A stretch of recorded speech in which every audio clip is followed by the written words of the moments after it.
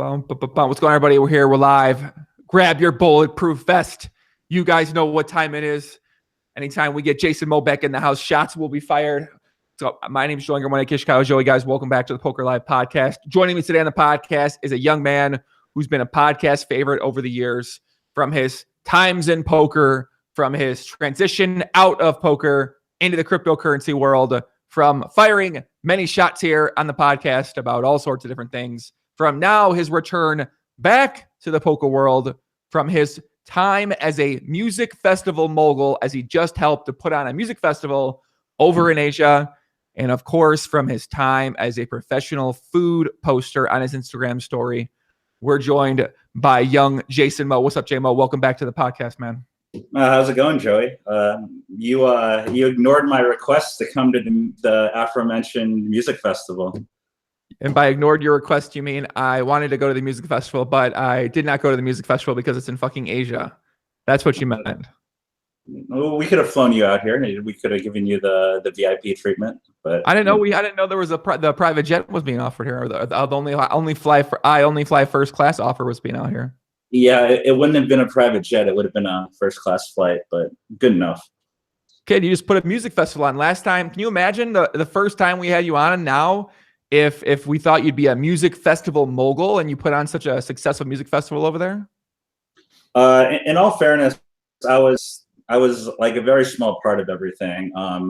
The entire festival came to fruition when one of my friends and I and a few others were at a music festival. I think this was like months and months ago.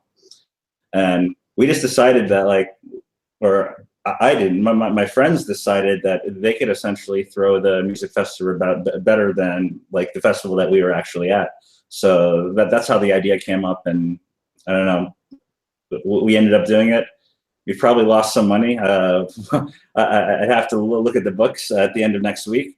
But it was a lot of fun. It was a pretty cool experience. Yeah. J-Mo, you're looking pretty fit over there, kid. You're looking pretty healthy, man. You're looking like you've been spending a lot of time in the gym or just kind of eating a little bit better. What's going on with your life over there, man? I've actually been gaining quite a bit of weight just because like I've been eating pretty terribly. I mean, you follow me on Instagram, you see what I'm eating on a daily basis. But I've been like working out quite a bit. Like I'd say more than I have in the past like 3 to 4 years. I've been doing like Muay Thai twice a week and then lifting and cardio. So yeah, I'm in like decent shape right now. So you're doing some Muay Thai. You're trying to get yourself in good shape. You're trying to be ready for when all those people that you fired shots at over the years finally come and confront you to your face, and that way you'll be able to handle yourself, right?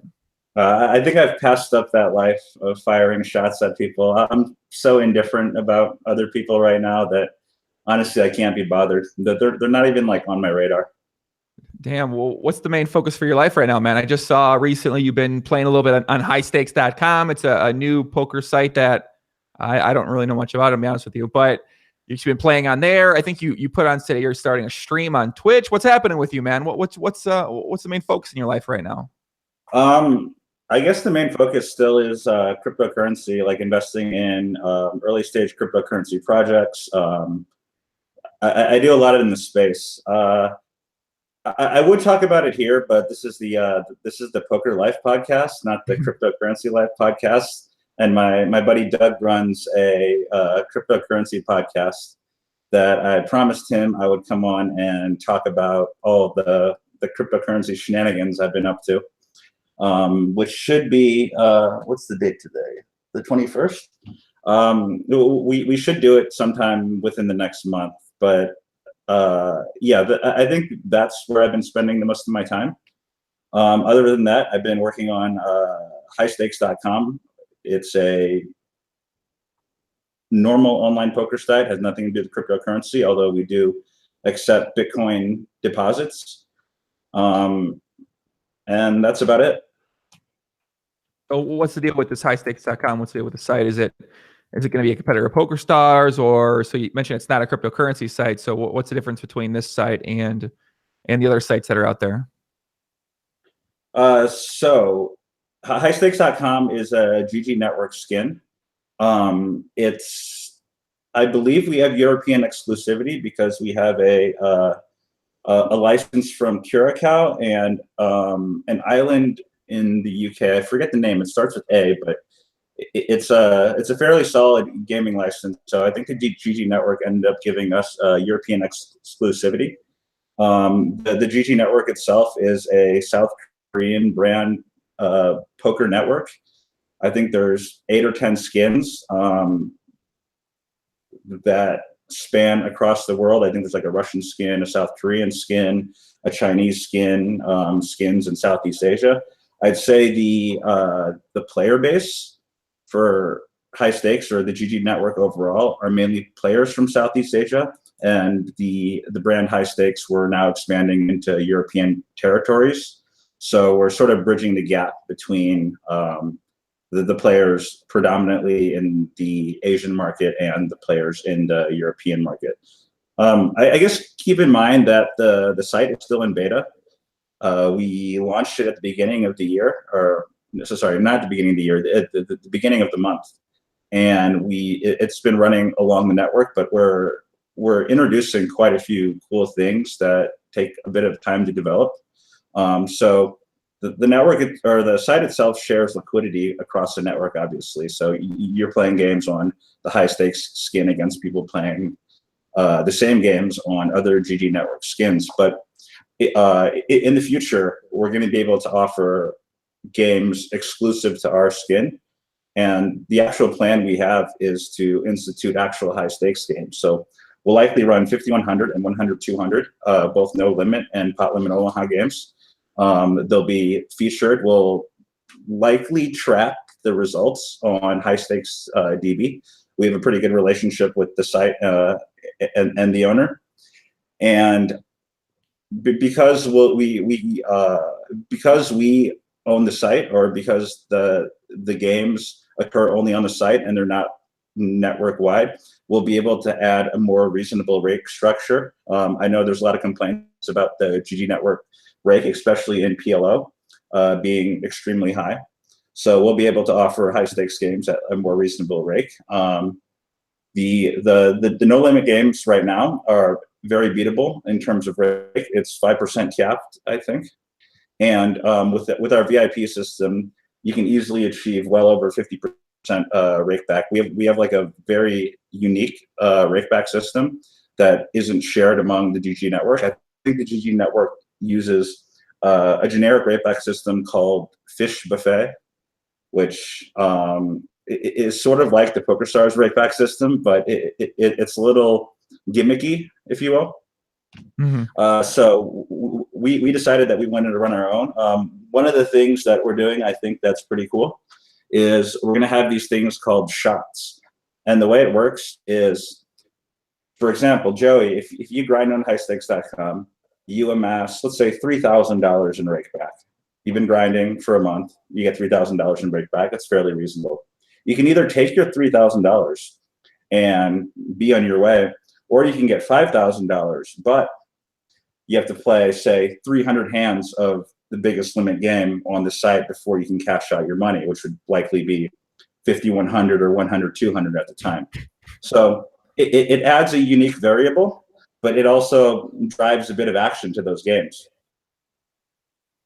Interesting. So it sounds like with the site, it's trying to compete with the high stakes part of it.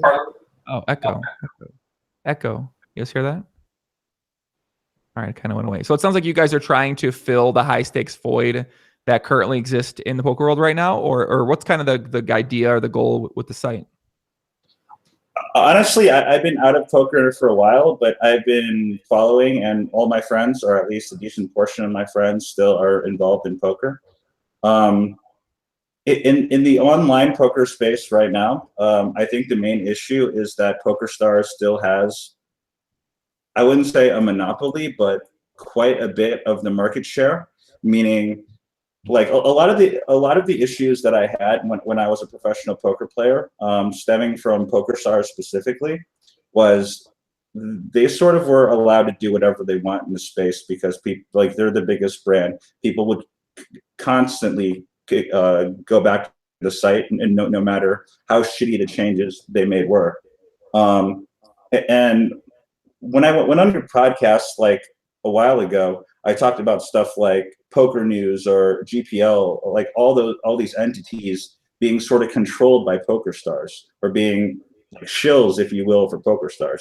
And I think a few months ago, like it turned out to be true. Like the news came out that like all along PokerStars has owned Poker News, right? Is that correct? Yeah, that did come out. Yeah. So like it essentially like confirms the narrative that I've been telling all along, that I think PokerStars like has a monopoly in terms of the poker market, and therefore they're allowed to like do whatever they want.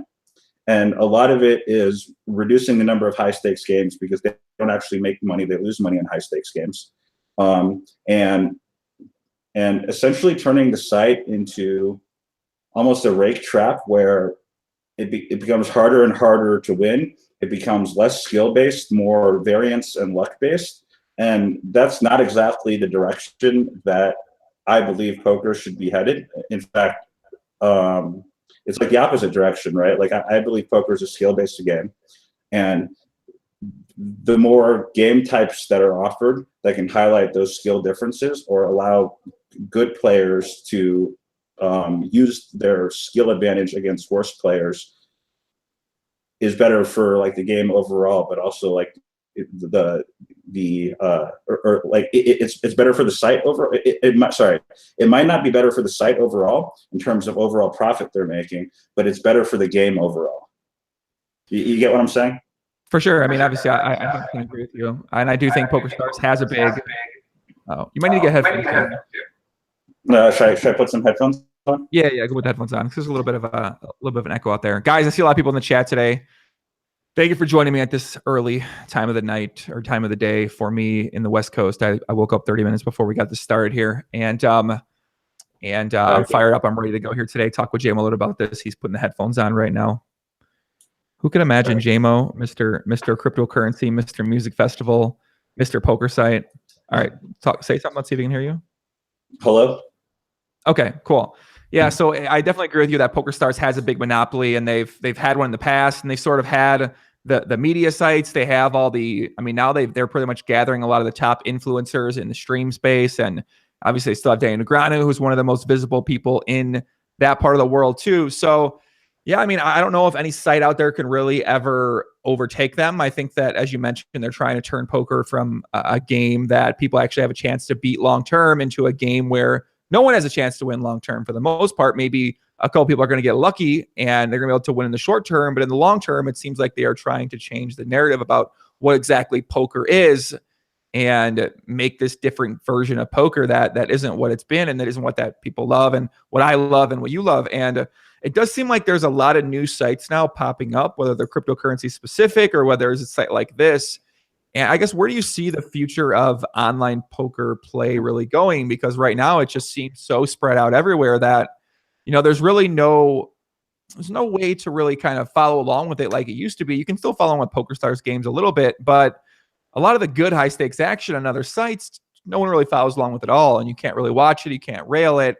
And I feel like it's kind of, I don't know, it's taken away a lot of the glamour from the online play. And right now it's just really highlighting, I mean, for the most part in poker world, the things that are really highlighted are just tournament players and sort of following cash game players outside of the Poker After Dark streams and those type of things has really gone away a lot. I want to add a shameless plug for highstakes.com. Okay. The tournament rate on high stakes is or will be the lowest in the industry at 5%. And we're going to introduce higher stakes tournaments as we go along. So we'll have something equivalent to the Sunday Million or the Sunday 500, but it'll be lower rake. I think the main issue with the PokerStars monopoly is that they're able to institute stuff like, what's the name of it? Like Power Up or whatever you call it. They removed all the lobbies. They essentially did everything they could to remove as much skill from the game as possible. And also, man, I gotta turn the noise canceling off these headphones. It feels weird because I can't hear myself talking, but I know I'm talking. 1 second. Okay. JMO's doing a little headphone investigation over there. Hello. Wait, hello. Hello. Okay. All right. Yeah, I think that's better. Yeah, that was really weird. I was talking, but like the noise canceling on these headphones is quite good, so I like couldn't hear myself talking, even though I could feel myself talking. Okay, so what were we talking about? We're talking about You were talking about the next Hearthstone, JMO, aka Power Up. They told us this will be the next Hearthstone. Hold on. He's fixing it again. Make it happen, JMO. All right. Can you say something? Say something. Yeah, I can't hear you anymore.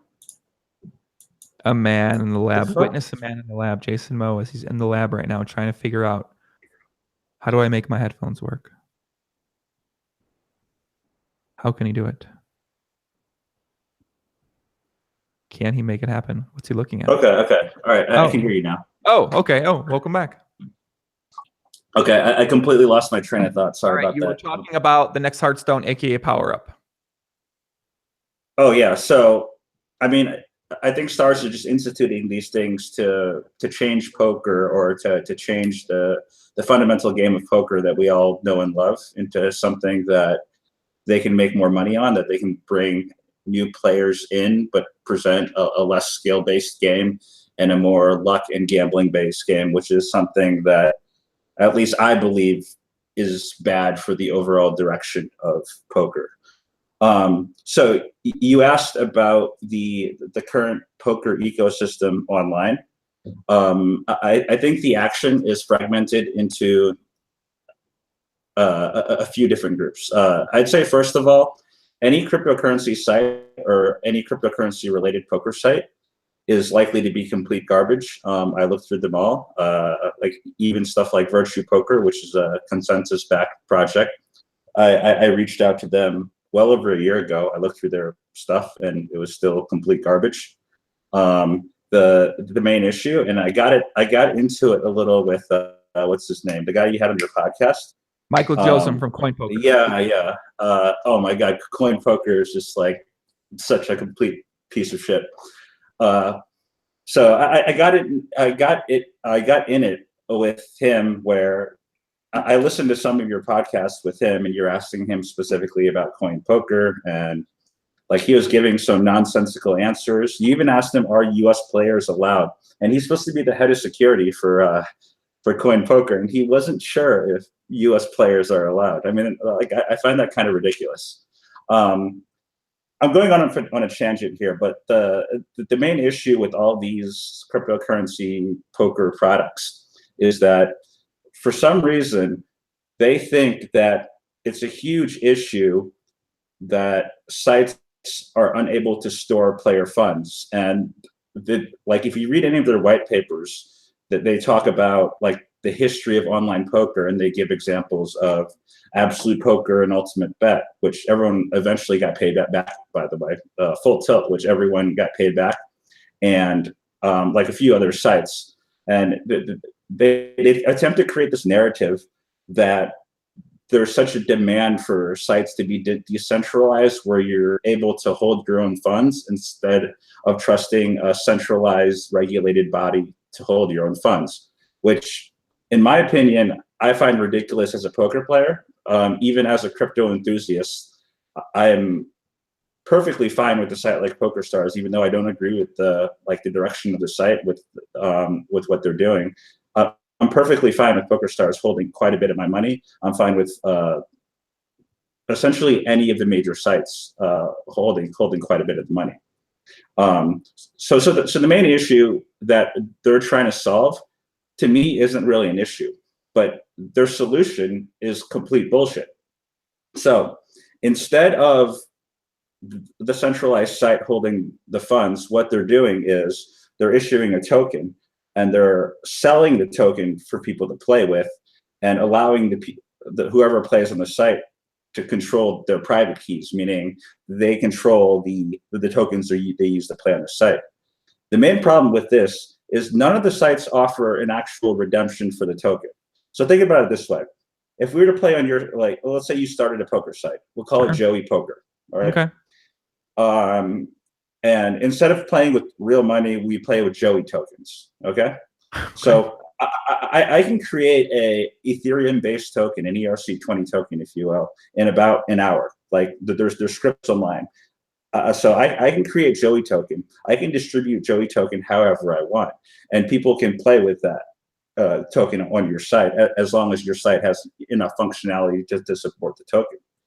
The main issue is that's not a good way to store funds. The narrative that they're trying to sell is that because I can hold on to coin poker chips or virtue poker chips or Joey chips on my own, I'm holding on to my own funds, therefore it's more secure than having a centralized body hold on to real money. The main issue is that Joey chips or Coin Central chips aren't actually real money. Anyone can create a token. And this is sort of like my discussion with, I forgot his name again, head of security, Michael Joseph. Yeah, so that was my main issue, and I mentioned I mentioned it to him I made a tweet about coin poker, and I mentioned it, and his response was, "Well, so you don't believe in cryptocurrency?" Which is kind of ridiculous because I mean I've been in the cryptocurrency space for like the past like 5 or 6 years. Like I spend 10 hours a day working on cryptocurrency projects. It's a kind of ridiculous statement to make. But what he was trying to say is essentially every single cryptocurrency functions that way. The value of the token, like the value of a Bitcoin or an Ethereum or even Joey token, is only what the next person will pay for it, right? And that's why the price fluctuates in Bitcoin, fluctuates in Ethereum, fluctuates in, if we were to trade Joey token, it would fluctuate in Joey token because it's based on supply and demand, not necessarily like a pegged value, like an actual currency, right? So I dove a little deeper and I looked into Coin Poker and their ICO and like what they did post ICO. And it's like, to me, it's like a complete scam. It's really, really ridiculous. So they had like I describe it as sort of a MLM tiered ICO where they gave out like fairly large bonuses for the people first in and lower bonuses for the people last in. And like this is a common tactic among like lower quality. I've been in the ICO space for a while, so this is a tactic, like a common sales tactic for lower quality ICOs. I'd say most ICOs have like a fairly flat bonus structure, or sorry, most good ICOs have a fairly flat bonus structure or no bonus structure at all, where everyone's on the same footing.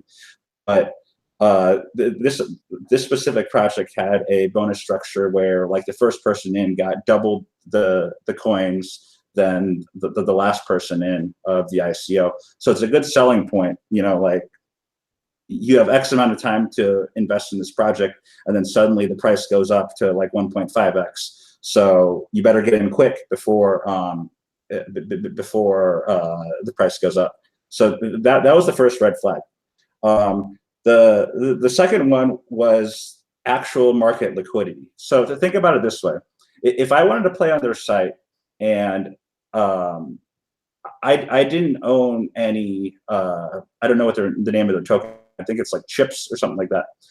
I didn't own any of the Coin Poker coins. I would have to go to an exchange, buy the tokens with like actual liquid tokens, like for example, Ethereum, where you can buy and sell on most exchanges and you don't suffer from what's known as slippage, which I'll talk about later. But you can go to exchange, deposit your real coins, buy their coins, go to the website, play, and let's say, for example, you go to the website, you play, you win quite a bit of money, quote unquote money, which is essentially their fake chips, and then you want to cash out. Well, what do you do? So I went and looked at the overall liquidity of their token, and I ran a few numbers, and it seems to me they're not really transparent with like the total supply of their tokens or how much they sold. I read through a blog of what they wrote, I estimate they raised around 30,000 to 40,000 Ethereum in January, where Ethereum was around $1,000. So they essentially raised 30 or 40 million dollars, right? If all those tokens are released, there's in theory 30 or 40 million dollars worth of their chips circulating among whoever bought them. So they're only listed on so the issue here is they're only listed on a few exchanges, and what happened, or what normally happens after an ICO with a lot of these projects is they hire a market maker, or they get in contact with major exchanges, like legitimate, reputable exchanges, for people to transact their tokens for more liquid tokens or more higher market cap tokens. So the biggest exchange right now being Binance, you've probably heard of it. Others being like Bitfinex, Bittrex, whatever. So I looked at where Coin Central was located, or was listed. I figured they would at least reach out to like a few major exchanges, so people would have more options to trade their token. But when I looked, I think 90 to 95% of their trade volume happens on a decentralized exchange called IDEX, which is not exactly user-friendly in terms of what a decentralized exchange means is that it occurs, it's decentralized, meaning there isn't a central body that handles, deposits, withdrawals. There isn't a central body that will respond to like customer complaints, stuff like that. It's all handled on the decentralized ledger via smart contract technology. So there's immediately already like a huge barrier to entry to even play on this site. But the main issue is that they didn't hire any market makers, meaning there's no market liquidity. So when I looked on this IDEX site, there's only I believe it was something like 30 to 40 Ethereum in buy volume, which means that if you wanted to cash out for the site, you could only sell that much, and then the market is gone and your tokens are worthless. The other problem is a lot of that buy volume is spread across different prices. So you see a price for your token, but you can only say sell X amount of token for 1 Ethereum, and then the price gets worse for you and worse for you and worse for you until you're losing maybe like 50 to 70% of the value of your tokens. So like I just find it kind of ridiculous that this site is operating. They managed to raise this much money. Like there should be close to $40 million worth of tokens circulating. Like people for $40 million worth of tokens that people can play on the site with. But if someone wants to sell, they can only sell $20,000, and the market's gone, and everyone else's tokens in that case are worthless until someone else puts up another buy order looking to buy more chips to play on their site. So yeah, that's my opinion of coin poker. And I feel like I'm being especially harsh with coin poker. I think what I'm saying is true for basically every single cryptocurrency based poker site where they try to hit this ICO fad, run an ICO, sell their tokens, and essentially hand out play money for real money coming in. Like, think about it this way. If PokerStars says, we're going to run an ICO and we're going to change our platform to, so instead of having, US dollar games or Euro games, we're going to have games in our stars tokens, and we'll call them stars tokens, right? Uh-oh. Don't give them any ideas, JMO. I mean, this is essentially what all these cryptocurrency products are doing. They're taking your real hard-earned money. They're issuing a utility token in place for the money, and they're selling the narrative that because you physically hold the private key to that token, it's a lot safer than a central body holding that key, which I think is just complete bullshit. So what's happened to the money that this site has allegedly raised then? If you can only cash out a certain, what is it? You said 30 tokens total. Where's all the money at? Where's the money at? Where did it all go to? They keep it. It's their money. Oh. Well, let me clarify something. When I say you can cash out that amount of tokens, I mean that there are other people in the market that want to buy tokens for whatever purpose that put up buy orders. So Okay. you're not cashing out from the site itself.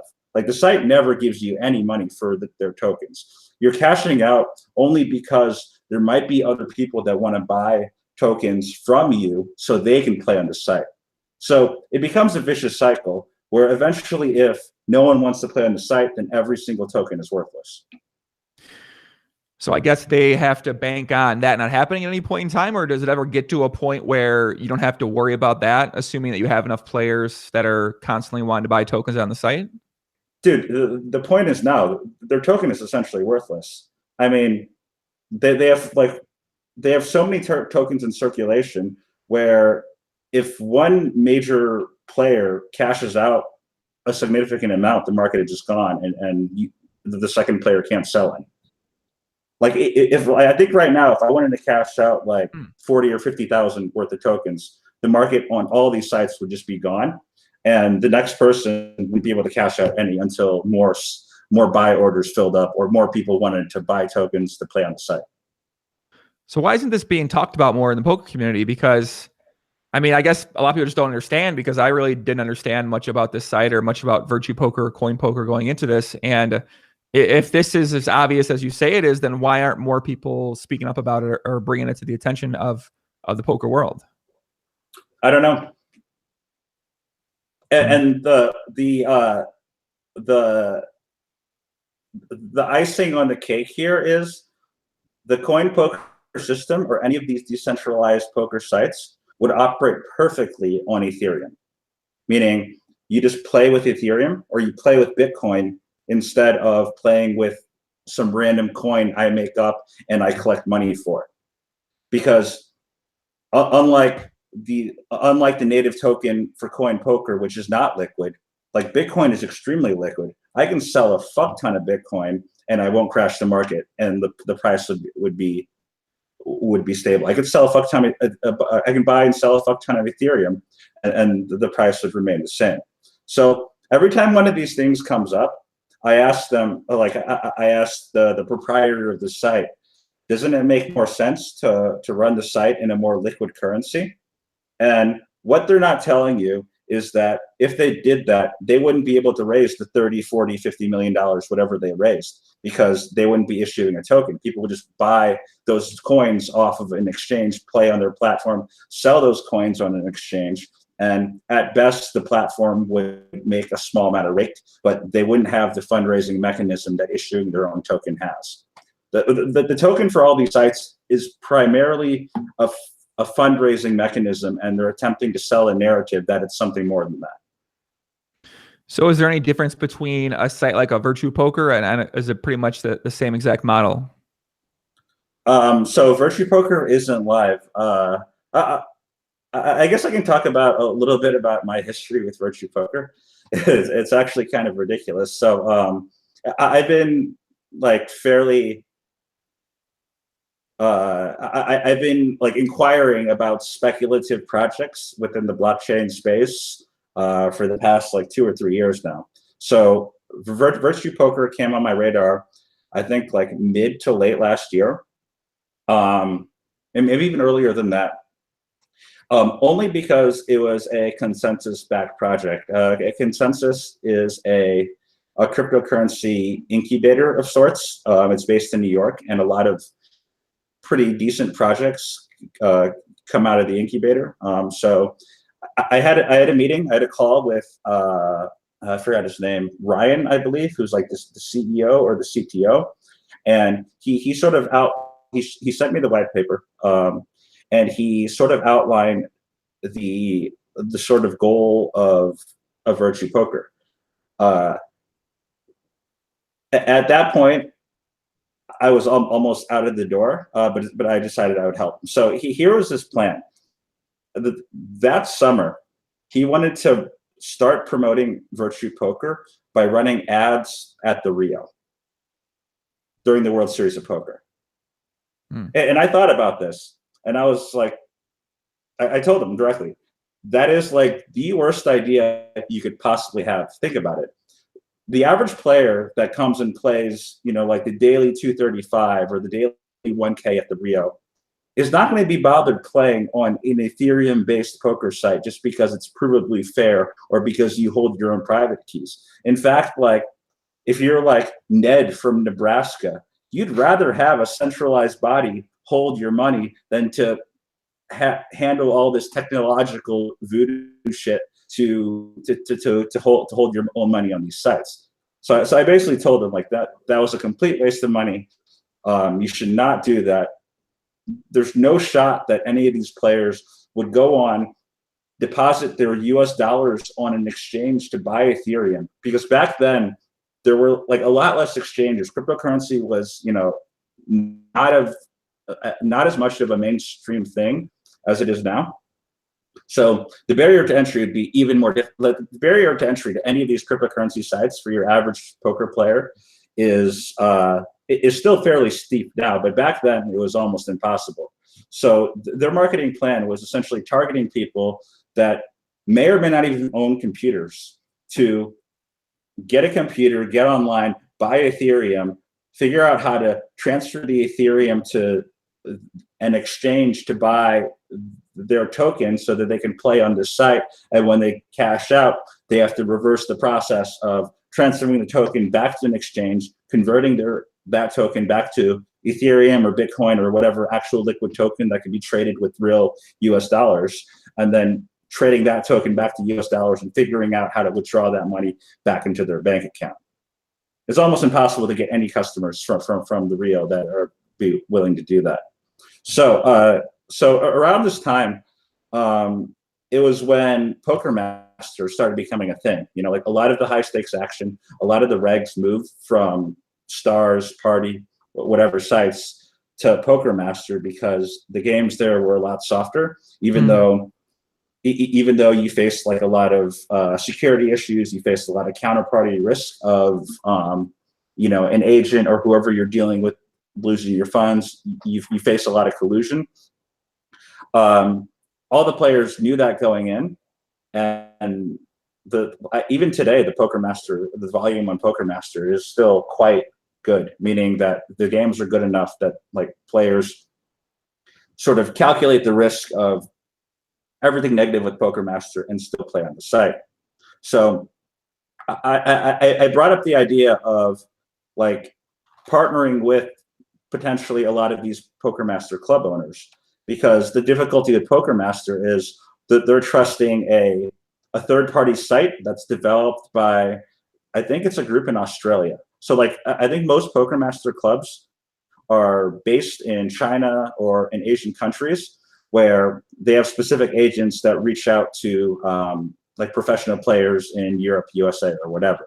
But the actual app itself is independent of any of the club owners or the guys who run the games. Like it's an independent third-party app.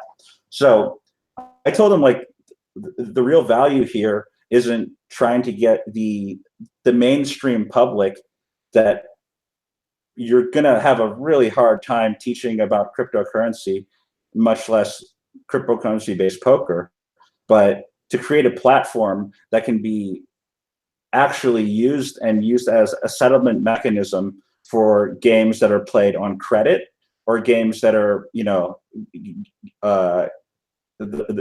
essentially the PokerMaster games where deposits and withdrawals aren't transparent and there isn't like a central body holding all the funds like they're like PokerStars or Party Poker. So I also, one other thing I did was I'm pretty close with Dan Coleman. We discuss quite a bit of cryptocurrency related stuff we had for like the past 2 or 3 years. So when I was given the white paper, like within a week, I sent it to him just to get his feedback and to see if like he was interested. And I also got Ryan in contact with I forgot who I got him in contact with, but like an actual poker marketing firm that could handle that understands the concept of cryptocurrency based poker and could help him reach the target audience, which isn't, you know, Ned from Nebraska like playing the daily 235 at the Rio, which was his idea. So then like what happened was I did essentially like, I want to say like quite a bit of work for him for free. And he sort of blew me off for a while. It turns out like I come back to the project like a few months later. It turns out that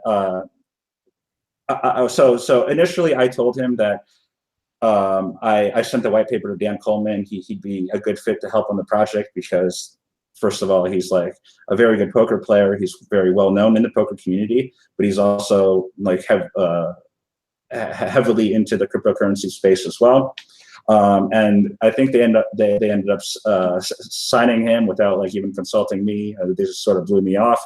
And the shady thing they did was they attempted to go behind my back and reached out directly to the.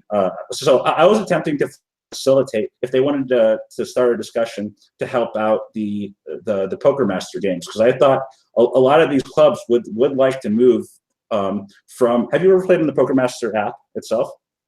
I have seen it before. Yes.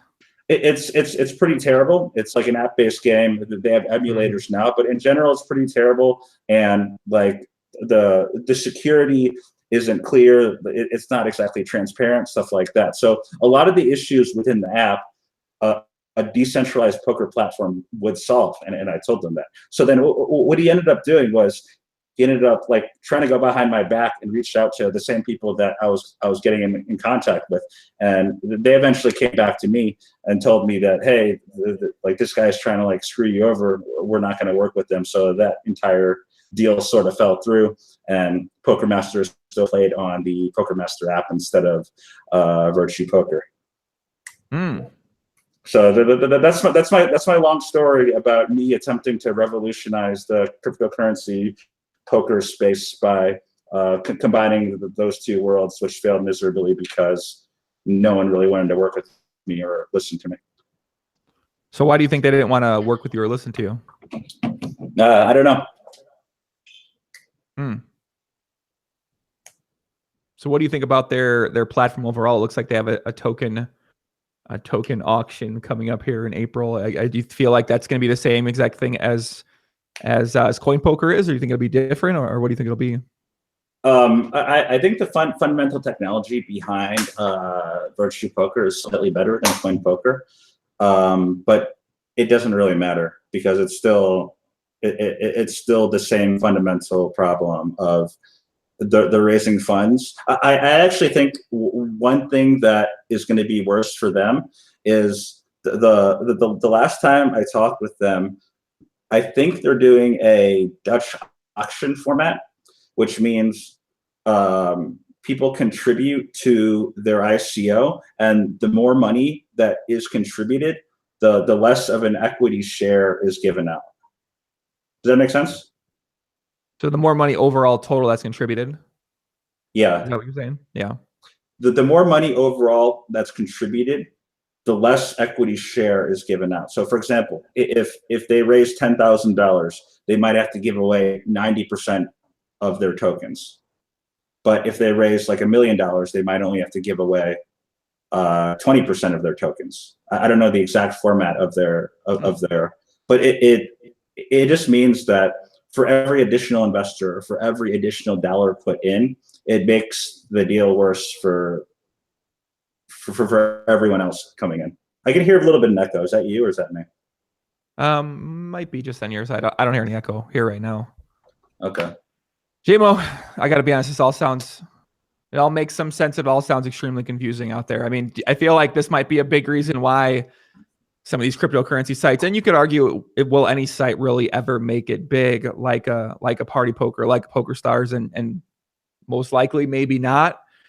But yeah, I mean, I don't know. It seems like these kind of sites are just, they are sort of ways to make money. They're not really ways to give back to the poker world. They're not ways to provide a new platform for players to play poker on that's different than PokerStars. It just seems like people are kind of doing these things to make money, and that's fine because people want to make money in their businesses, and it makes sense. But I don't know. I kind of, from my perspective, I'll disagree with you there. I think it's fine. I think it's fine that people want to make money, but there's a pretty big difference in developing a poker site that actually makes money versus raising money for a poker site and making money in that way.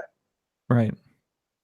So I think it's fine that like even though against the fundamental direction of say a site like PokerStars, and I'm fairly outspoken about that, I think it's probably in their best business interest in terms of like how much money they're going to make in the long run, how sustainable their games are to do that. It just sucks for the game of poker overall.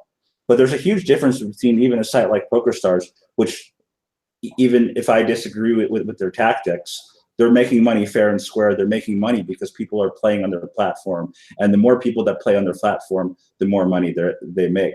In the example of these cryptocurrency poker sites, they'll essentially have a one-time fundraise where they're going to make all the money that they're ever going to make, and that's it.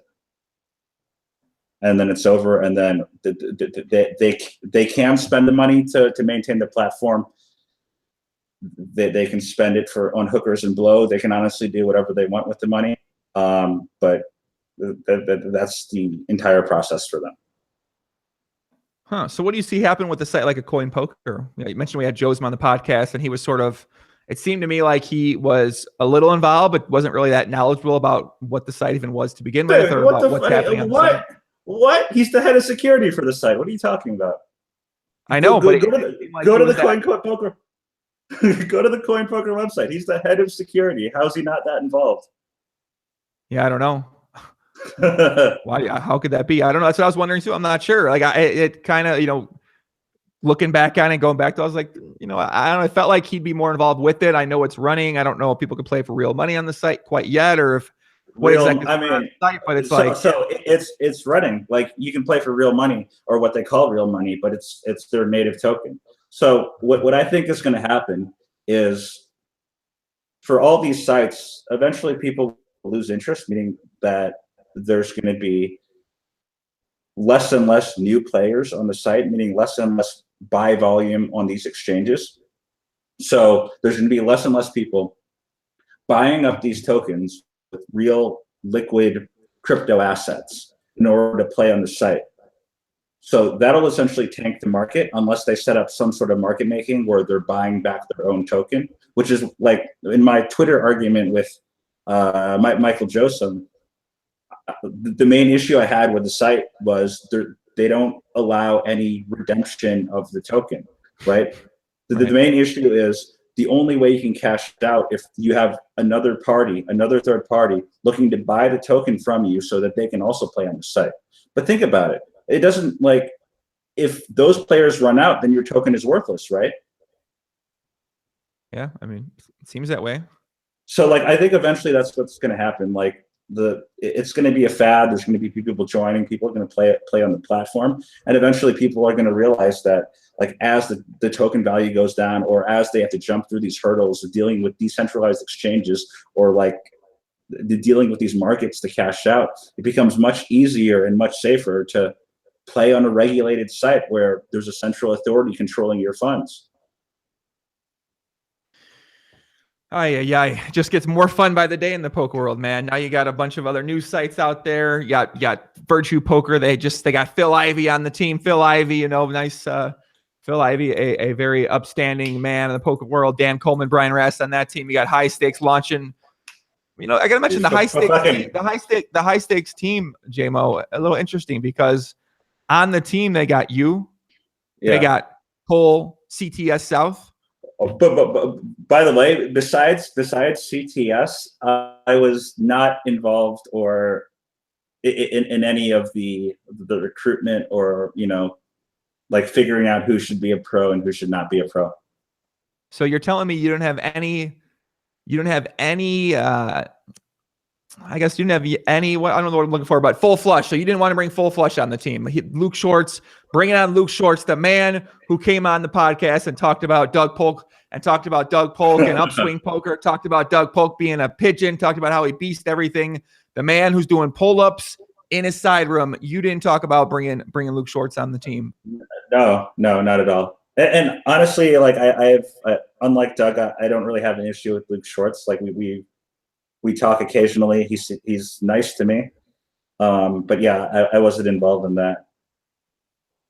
Well, I have been happy to get to see exactly what his strategy is for putting out his advertisements for highstakes.com. I've enjoyed that. So he's doing pull-ups I mean, it's kind of like, I don't know, I get where it's a unique idea. He's doing pull-ups in the room. He's like, all right, pigeons, you come and play with me on highstakes.com. Yeah. And I don't know. I mean, I kind of like his idea. I like you have a very interesting approach to affiliate on your Twitter as well too. You just sort of say, hey, I'm shilling this and go fucking sign up. You know, you guys have a good approach to it.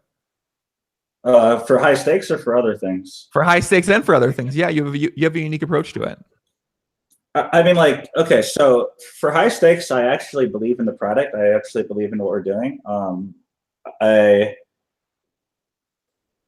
I think the main issue that I have, I'm trying to think of how to explain this clearly. So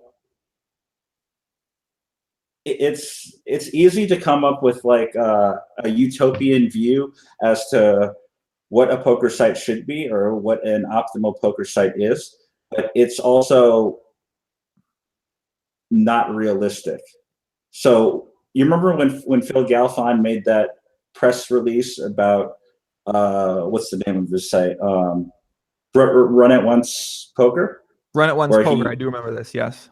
Yeah, where he made a blog post about like how Run It Once Poker was gonna like return poker to the players. You know, he made like a bunch of like bold statements without, you know, explaining the fundamental path to get there. And I immediately called him out on him. I said, like, it's great you can say all these things, but until you know, lay out the steps to get to that point where we'll have a fair, equitable site where good regs will make money and people, like, no one will lose money, then I'm all for a site like that. But like, I live in the real world where poker is still a zero-sum game. The site needs to make money. If you look at statistics, a large majority of the players are losing. So it's not like we can accommodate that. Not like we can set up a site with only a large reg base and then expect it to grow and prosper. So I think high stakes is on the right track. Like it's not a standalone skin. It's a skin on the GG network, meaning it shares liquidity with quite a few other skins. So if you log on at any given time, even if there aren't that many players initially playing on high stakes, which is still in beta, you can still play with other players on the network with on other skins. And after our beta phase, we can do cool things like run our man, I'm echoing pretty bad. Is anybody out there hear an echo? Right. Let me know if you do. I don't hear any echo out here on my side. Maybe it's just the headphones. Maybe that's better. Okay. What was I talking about? Oh, okay. So for high stakes specifically, once the site is out of beta, we can do like cool things like run our own private, and not necessarily private, but we can run our own public games that are skin specific and don't necessarily adhere to the rules of the entire network. So like I get a lot of complaints because I actually listen to the feedback of people when I'm promoting high stakes on Twitter and people hit me up asking questions. I almost always respond to them, right? Like if people are asking me specific questions about like rake, you know, rake back, which is what essentially everyone wants to know. And even I agree, network wide, the GG network rake, especially in PLO games, is too high. I'd say in no limit games, it's like perfectly reasonable. In tournaments, it's fairly low. If not the lowest, don't quote me on that. But specifically in PLO games, the uncapped rake factor makes it a little bit unplayable. So I think the cool thing that wait a second. What did you say?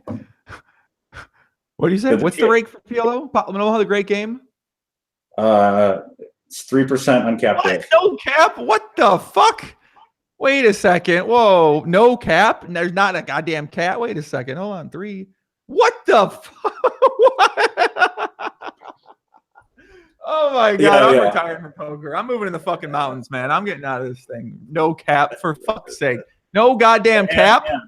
And another thing is, I don't think there's a cap on the buy-in either for any of the games, because I was perusing the high stakes games. I've been playing like basically every day, and some guy from Israel randomly sat down with $50,000 at a 10-20 table. What? And then yeah. What is going on? Oh my god. Is this the world I'm in? For fuck's I'm getting, oh my god. No cap at Potman Omaha. Are these guys on fucking drugs? Who are these people, JMO? Who are these people that are in charge of GG Network? Oh my god, man.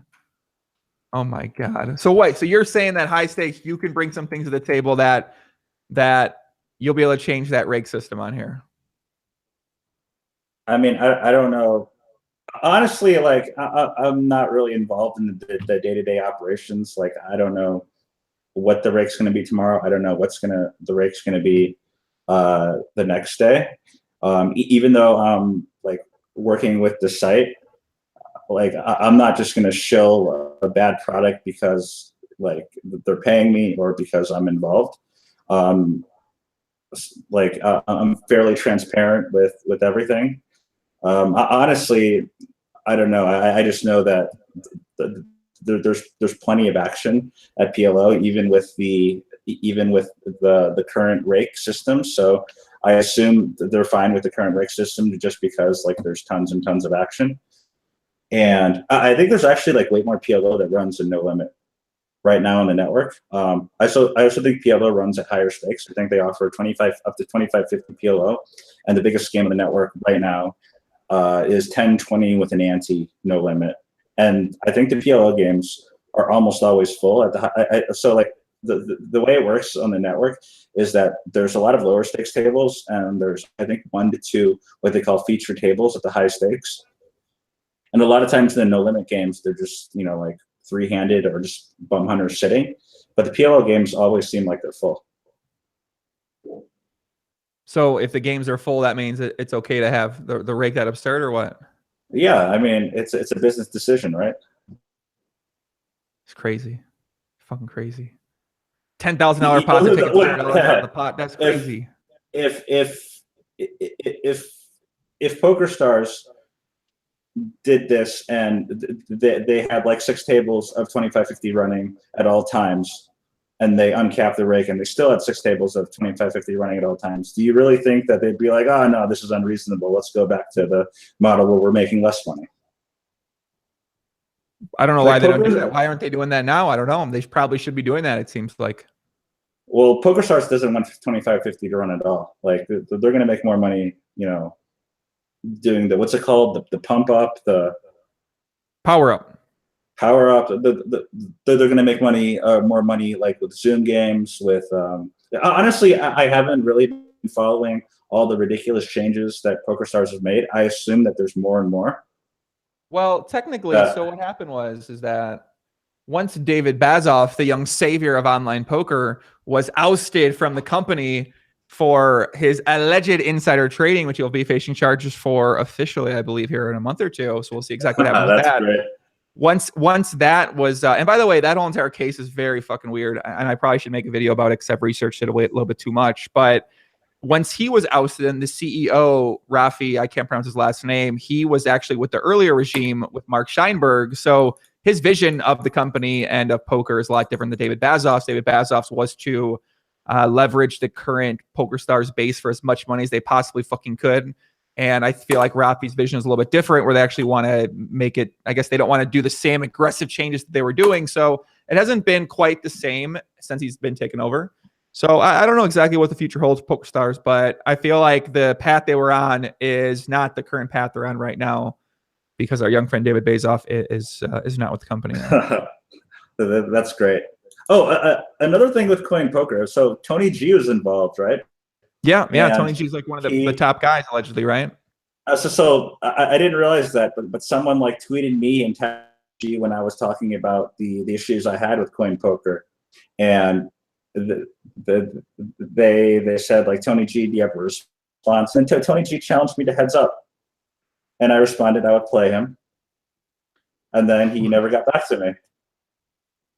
So you called up the site Coin Poker, you challenged Tony G, challenged you to heads up, and then you wanted to play him. He never got back to you. So instead of like actually defending the site, actually explaining why the site site is legitimate though, because like I went on sort of a tangent against the site. It has nothing to do with heads up, but I mean, I'll happily play Tony G for as much money as he wants in heads up.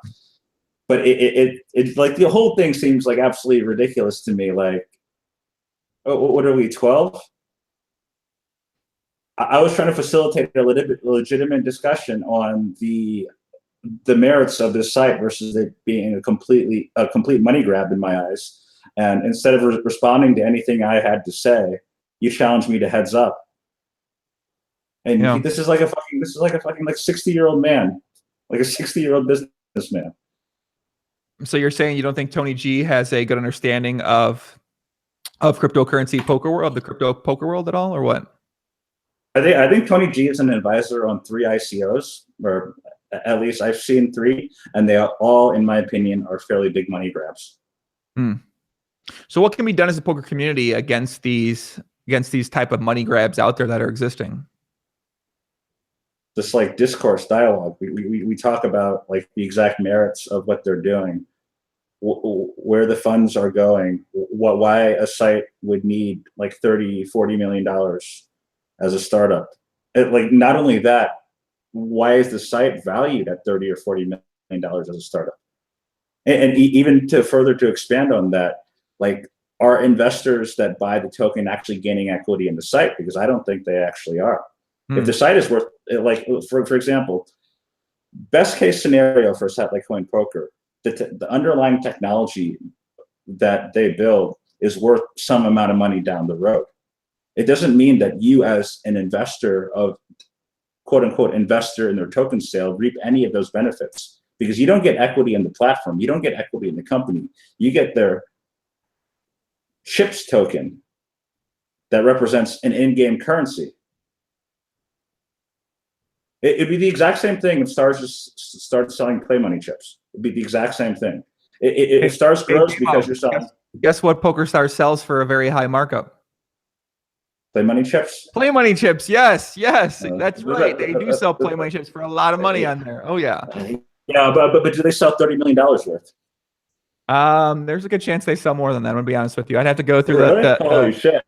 I have to go through the investor report, which are I think it actually did say how much they made in play money chips last time I checked, but I have to go back and check. But yeah, they make a lot of money allegedly in play money chips. It's pretty huge on there. They rake the play money games, J-Mo. They rake the fucking games on there, and the rake's pretty high. Of course they do. That's smart. It gets the user used to the experience of, you know, getting raked. So once they hit the real money games, they're not shocked that they're getting raked. The rake's actually pretty high in the play money games, right? Because I used to play play money with friends where we would like settle up on the side, so we wouldn't have to pay rake, and it would just be a fucking nightmare to calculate like who's up and who's down, because we're both down. We paid so much rake, we can't figure out, you know, all these things. Yeah, I think they talked about one of the reasons they may have done something with those home games is because people were playing for real money in those home games so often. Obviously, they probably wanted to make the money from the games too, so they decided to do that. But I don't know, man. What do you feel like the future of poker's going, man? Do you feel like we're still going to have it be where it's like sort of like people are railing and watching and following along with their favorite players, or do you feel like right now it's just like about finding the best network or finding the best site to get onto and being able to make money in those games while you can? Well, you're describing 2 different things there. Are you talking about where's poker going for a professional player that's looking to make a living play poker? Or are you talking about the poker industry overall, like as a fan or as a participant in? I think for a professional poker player, yes, and for fans of poker as well too, yes. So, like, for me, because I'm a pretty big fan of poker, like that's how I got into poker. But that's why I played for so long, is because I enjoyed the game. A lot of it has to do with the personalities in poker and the games that run and the ability to showcase those personalities. Like, when I got into poker, I remember watching guys like Sammy Farha or Mike the Mouth Mattisau, even if they weren't, you know, technically sound at poker. It was good entertainment. And today, I think the issue is less of the high stakes games have those entertaining characters, which makes it less appealing for a broader audience to watch. Like I watched a little poker go maybe 6 months ago when I was betting on who would win and stuff, and it was just like extremely boring. You would have I mean, even the games with, you know, businessmen, like the softer games, it was like Bill Perkins, Lauren, I forget her name, Lauren last name, yeah, like Brendan Steven, I think, Brandon or Stevens. Steven, yeah, like guys like that who are like we would consider, you know, recreational players, but they're still far less entertaining than what we had in the past, right? Right. So I think that's the major obstacle to getting new people into the game, is that there aren't these personalities that are entertaining, that people watch during the World Series, that they can relate to within these media outlets. And I think if you look at the statistics, like younger people aren't really playing poker, right? Yeah, I haven't really looked at any statistics for, I mean, America, it makes sense why younger people wouldn't be playing, because they can't play anywhere. So, I mean, they can, but they really can't. So it makes sense why people would not choose poker in America, especially with all the other options out there with the esports and with a variety of different things at their pretty much at their network. I feel like people are professional Netflix watchers now. So I feel like Netflix has taken away a lot of people's jobs and a lot of just everything. And now people just literally sit there and watch Netflix anytime that they're by themselves at home. Yeah. The other question you had was about the longevity of poker for professional players. And I think the main issue with that is that there are no real fixes for the botting situation, the multi-accounting situation, and the collusion situation. And I feel like I'm ragging on crypto poker products too much, but if you so like when I look at these projects, or when I look at any cryptocurrency poker project, I look for reasonable solutions for these things, right? That the first being collusion, how to combat a collusion along your network, botting, how to figure out if people are playing or is it just the computer playing for whatever amount of time, and multi-accounting. If I can create an account and sit at the same table as myself, everyone will lose money to me, no matter, you know, like how good or bad of a poker player. I guess that's not true, but if I'm a reasonably skilled poker player and I can sit at the same table as myself, or I can sit at the same table as my friend, and we can share hole cards, especially in games like PLO, where I know this from experience from playing a bit of the PLO on Poker Master, where there's really no collusion protection. And even if you're the best player in the world in PLO, you're not going to win those games. Just because card removal and being able to collude with maybe like 2 or 3 players on the table, where you have 16 out of the 52 cards in the deck. Yeah, it's like it's almost impossible for those 3 players to lose. So whenever I look at like cryptocurrency poker products, if they don't have a good solution for any of those 3 issues that I see being the most pressing issues for online poker right now, I think it's garbage. The most pressing issue is not how do we safely store funds. It's those 3 things. And in my opinion, there isn't going to be a good solution going forward for any of those things, which means that like online poker will eventually die out, or just be maybe 80 to 90% bots. Yeah, I mean, I don't know. I don't see a good solution to it either, unfortunately. And I mean, then you think about the software that's coming up out there, and the software that people use to play high stakes. So one more thing. Virtue Poker, when I first read their white paper, like I had a pretty good laugh at their solution to collusion. What they wanted to do was set up a justice system. And what that means is there are people that were paid by network fees that jump from table to table to inspect the games to make sure that they were being played fairly, meaning that there weren't any bots, there wasn't any collusion, right? And if there's a justice at the table, and if someone thought that there was collusion, they could set up an inquiry. I forgot, they had a specific name for it. Like, and all these projects, they have like cool names for everything they do, even though like they're completely worthless. But so you set up an inquiry with the justice, and the justice reviews the hand history, or the hand history in question, to determine whether there's collusion, there's cheating or not. And if it's determined that there's collusion or cheating or not, the money gets returned or something. I found this absolutely ridiculous because, like, who would these people be? Think about it. Like, it's difficult enough for people trained within the space that understand poker, understands the dynamics of collusion, understand the dynamics of, like, what multi-accounting looks like, what a bot looks like, that are paid like quite a bit of money to do these for these sites. And they wanted to set up like a sort of ad hoc network where anyone could really be a justice. Like, I mean, I wouldn't say anyone. I assume they would have some filtration system for who could be a justice. But to think about it, you'd have like an average poker player, like, being a justice at your table and trying to figure out, or not trying to figure out, like, essentially making executive decisions on whether a hand is considered collusion, whether a hand is considered cheating. And I think that's like a huge problem with decentralized poker. This doesn't work, right? You need a central authority. You need a guy like Michael Josem, who's supposedly the head of security of whatever, that handles like all these cheating inquiries. You can't just have like random people running around deciding like, oh, this guy's colluding, this guy's not colluding, and getting paid like small amounts of rake to do that. It's like a completely ridiculous system. Yeah, that sounds a little bit, I mean, I can't believe it almost, but maybe that is the case of what's happening over there. But I mean, you mentioned the bots and you mentioned those type of things. I don't know. It seems like from the people that I've been encountering at some of these companies, I don't have much faith that these guys have any idea of what to do or what to look for, how to figure it out. And then if you do think someone's a bot, well, then how do you definitely prove that that person's a bot? And obviously the bots are getting better and better. Yeah, it seems like fighting against bots right now from the poker operator's perspective is probably one of the biggest things, the biggest challenges and the biggest things that really stands in the way of poker sort of, I guess, remaining what poker is.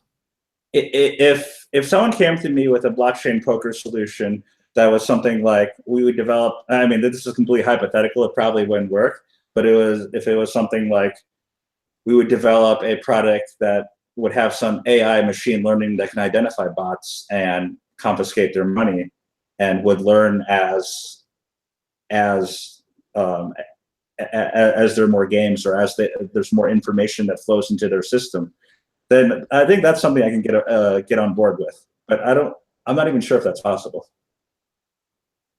I don't think it's possible from the current people who are in charge of poker rooms. That's for sure. Yeah. I actually think the future of poker is just live poker. Like, you just play live poker and that's it. Mm. How does that sound to you?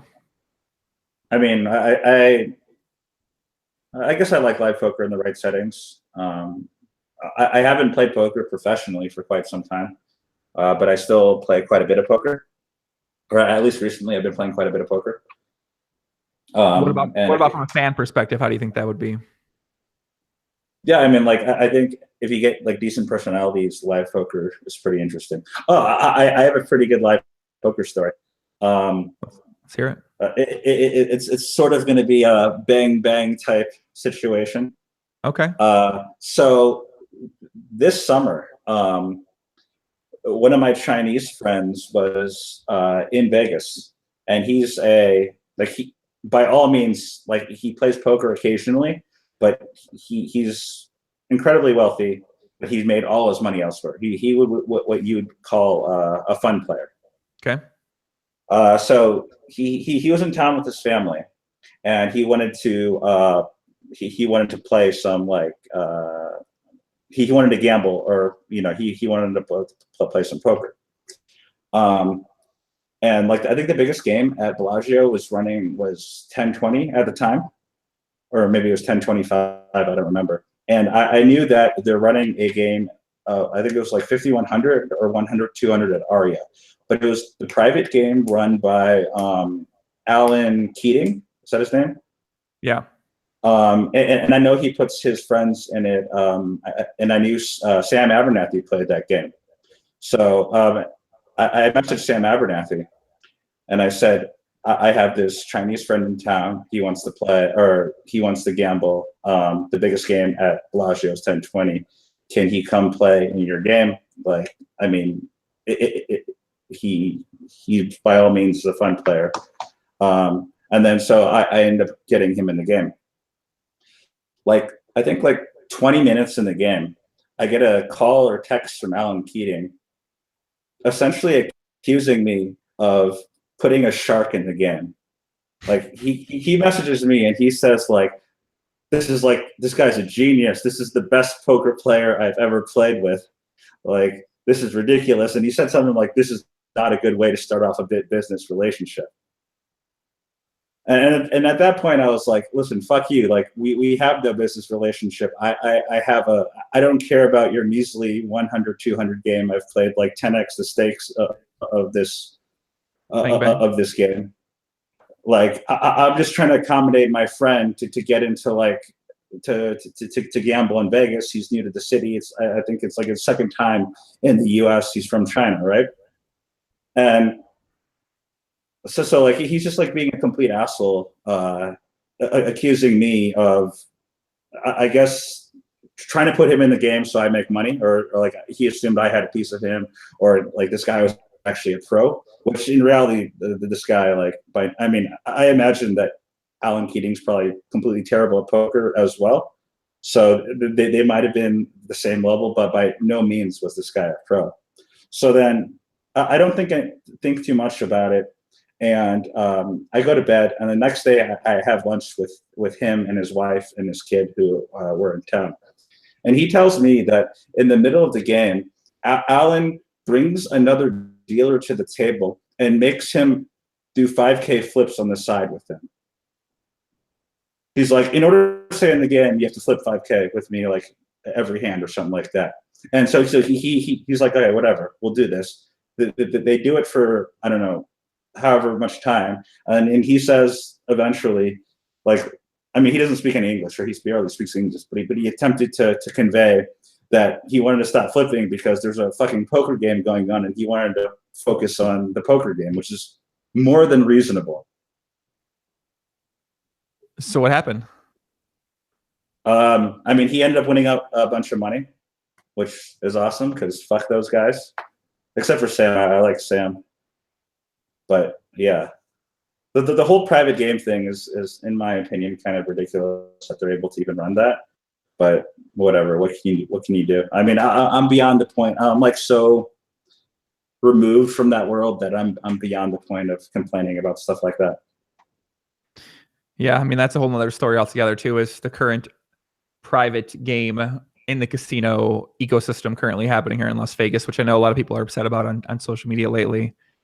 And yeah, I mean, that sounds like what it's like. I mean, I don't know, that sounds what they do. I don't know if you come in the game or if you're not a complete fun player, or I don't know, man. It's pretty wild. It's pretty wild that this is kind of was it always like that? Is that what it's like in Asia? Is that what it's like with the games there?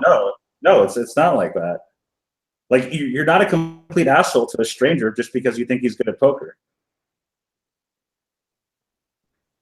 Yeah, I don't know what's going on here. I feel like maybe Alan Keating, he might have taken some things away from other people who run games here. I don't think he was the first person to have like a private game here. So maybe he saw how those people treated other people, and he's like, well, I'm going to treat people a certain type of way too. And I mean, I don't know. It doesn't seem like a good way to do business, but I don't know how it all works, man. So obviously somebody's there's a reason why it's happening. Somebody's making a lot of money on the side, or someone's getting paid from this. And I mean, honestly, him and the people that he puts in the game are making tons of money on the side, or not on the side. They're just making tons of money in the game.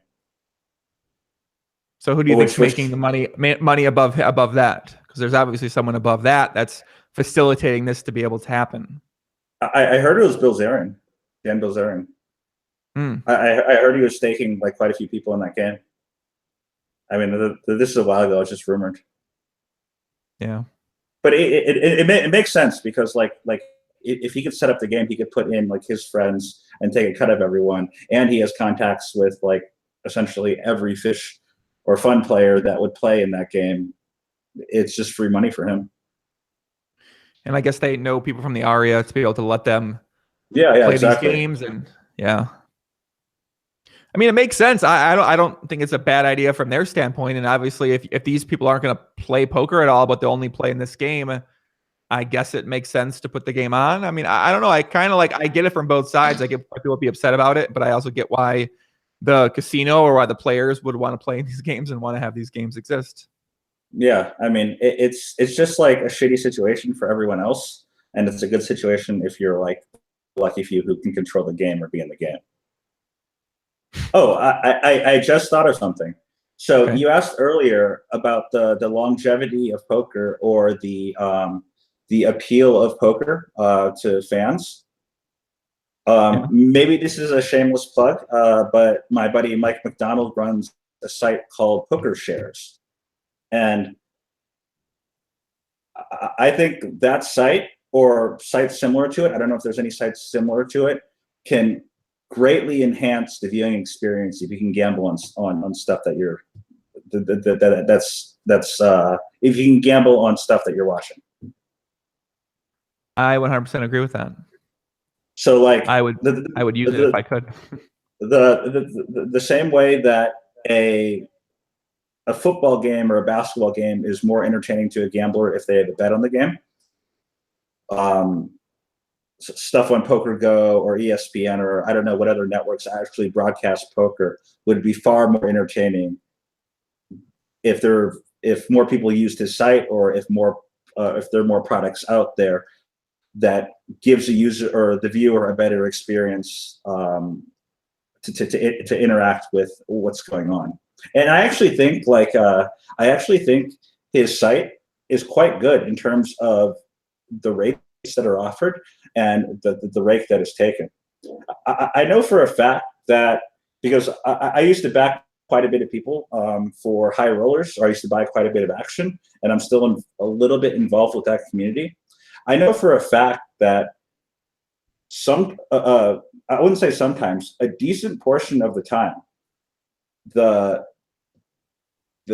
backers of certain high stakes MTT players are paying more markup than what he's listing their markup on their site, which allows for a sort of precarious situation. It allows for people to sell action and then hedge by buying more of their action at a lower rate.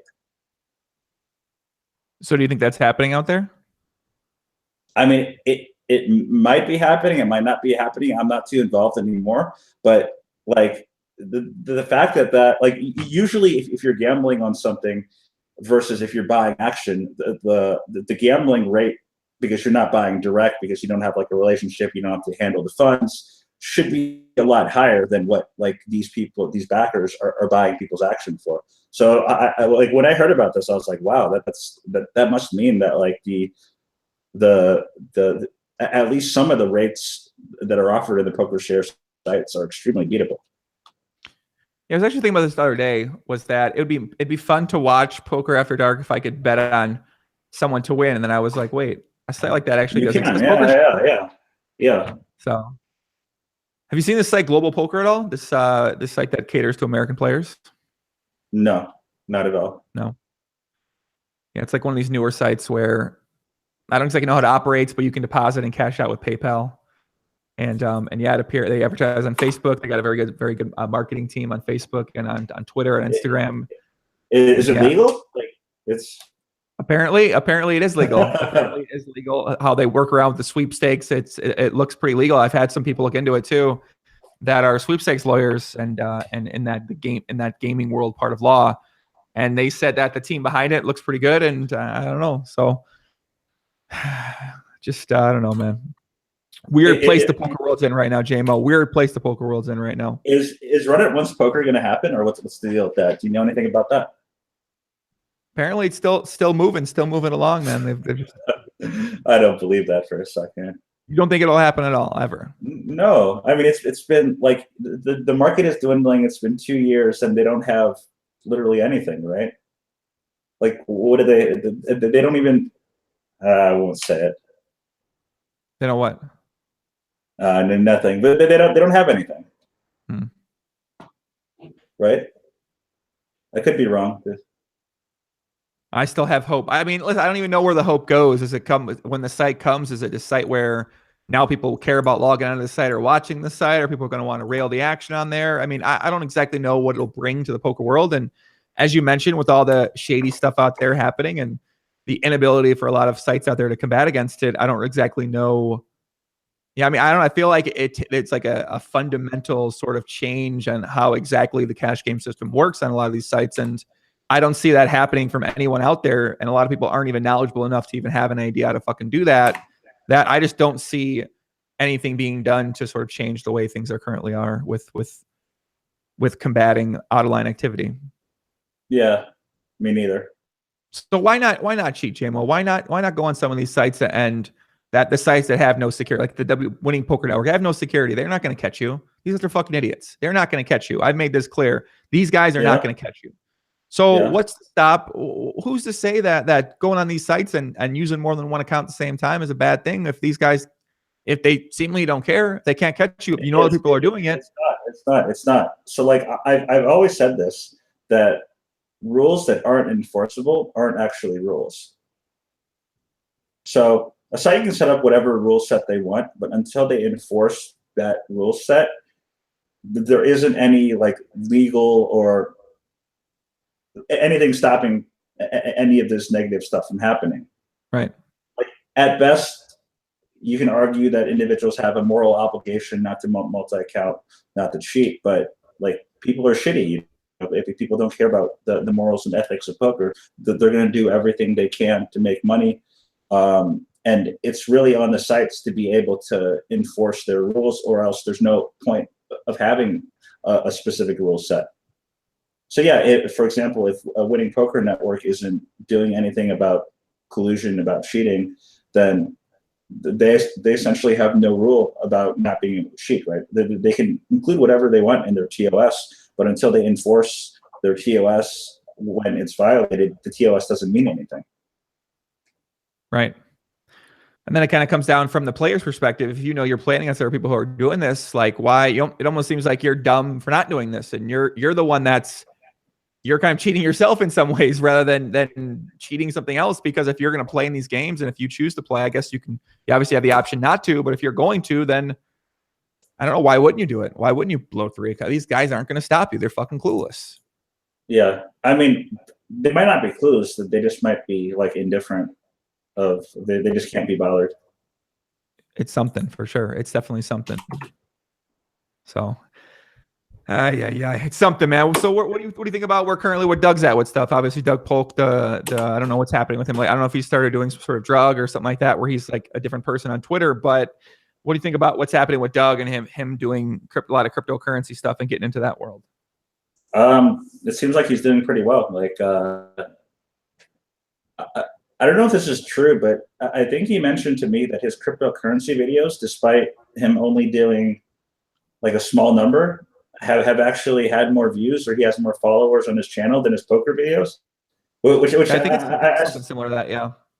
Which I sort of find like pretty ridiculous. Like he's like extremely well known in the poker community. Like literally no one knew of him in the cryptocurrency community that didn't know him from the poker community. He jumps into that and he's just like a crusher. I mean, props to him. I guess it's like I think Doug is just naturally gifted and stuff like that. So yeah, it's good for him. Yeah, I mean, I think it goes to show you how much more active and how much more people are interested in cryptocurrency compared to poker. And it's like, why would you be interested in poker right now? Like, think about the discussion we've had about what's happening. You got a scam site. You got these cryptocurrency sites, basically allegedly scams trying to take money from players with the whole entire fucked up ecosystem of that.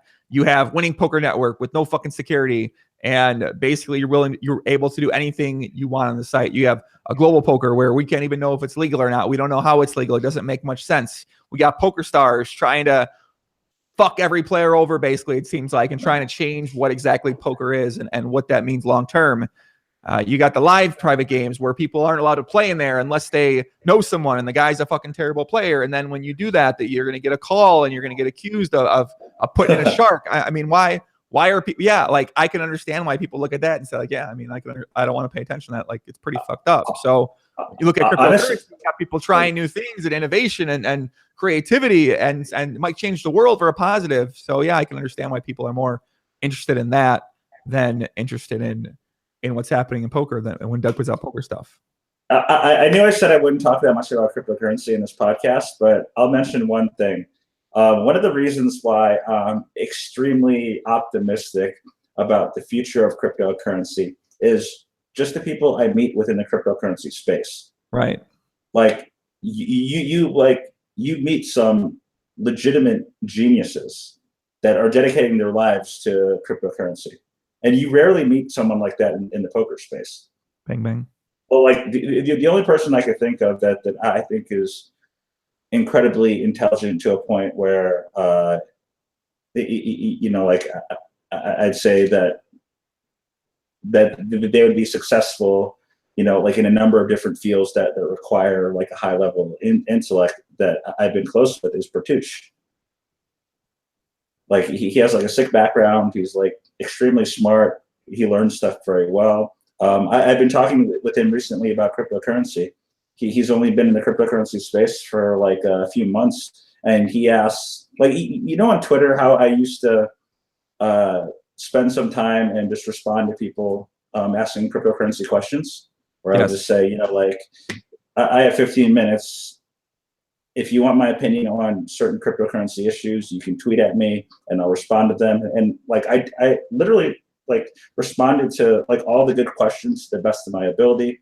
I got some hate for it. Like, I mean, I don't understand why, but the questions that Bertucci was asking me for being like so new to the space were far, far, far more intelligent than literally any of the hundreds or thousands of questions that people asked me on Twitter that I responded to. I'm not saying too much out there, Jay. I'm going to be honest with you. We know the people at Twitter are interesting people, JMO. Yeah. But yeah, I mean, I definitely get your point though, is that the people that are in the poker world for the most part, especially the people that are with the businesses and with the companies, not the I don't know, they're not something. There's something I can understand that. Yeah, they're not quite like people out there who have different missions in life or different visions in life or different perspectives on life. And yeah, I mean, I don't know, I've been meeting more of these business people out there and kind of seeing about what they're about and stuff like that. And I'm like, yeah, okay. It makes sense why poker sites are the way they are. It makes sites why, I mean, it kind of baffles my mind a little bit how poker became so successful when I see some of the people involved in some of these things. And you know, it's just like, well, someone came up with a really great model. It just happened to hit at the right time with ESPN and with all that marketing push behind that. Have all these other sites basically copied the same exact model, the same exact everything that all these other sites had. They sort of worked by default. All of those sites are operating under that same approach to things right now. And yeah, there really hasn't been much innovation over the past 10 to 11 years in poker. For the most part, it's all the same. Everything, same table setup, same software setup. Nothing changes. Like I retired from playing poker professionally maybe two and a half years ago.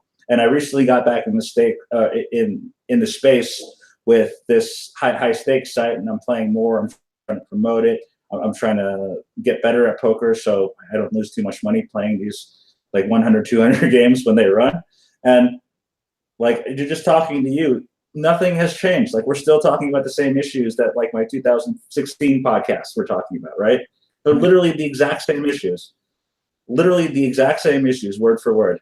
So like it's just boring. Like nothing changes. Like it's been like two years since like almost 2 years since our last podcast, right? And we're still talking about like stars. We're still talking about like botting, multi-accounting, the issues with online poker, and like literally nothing has changed.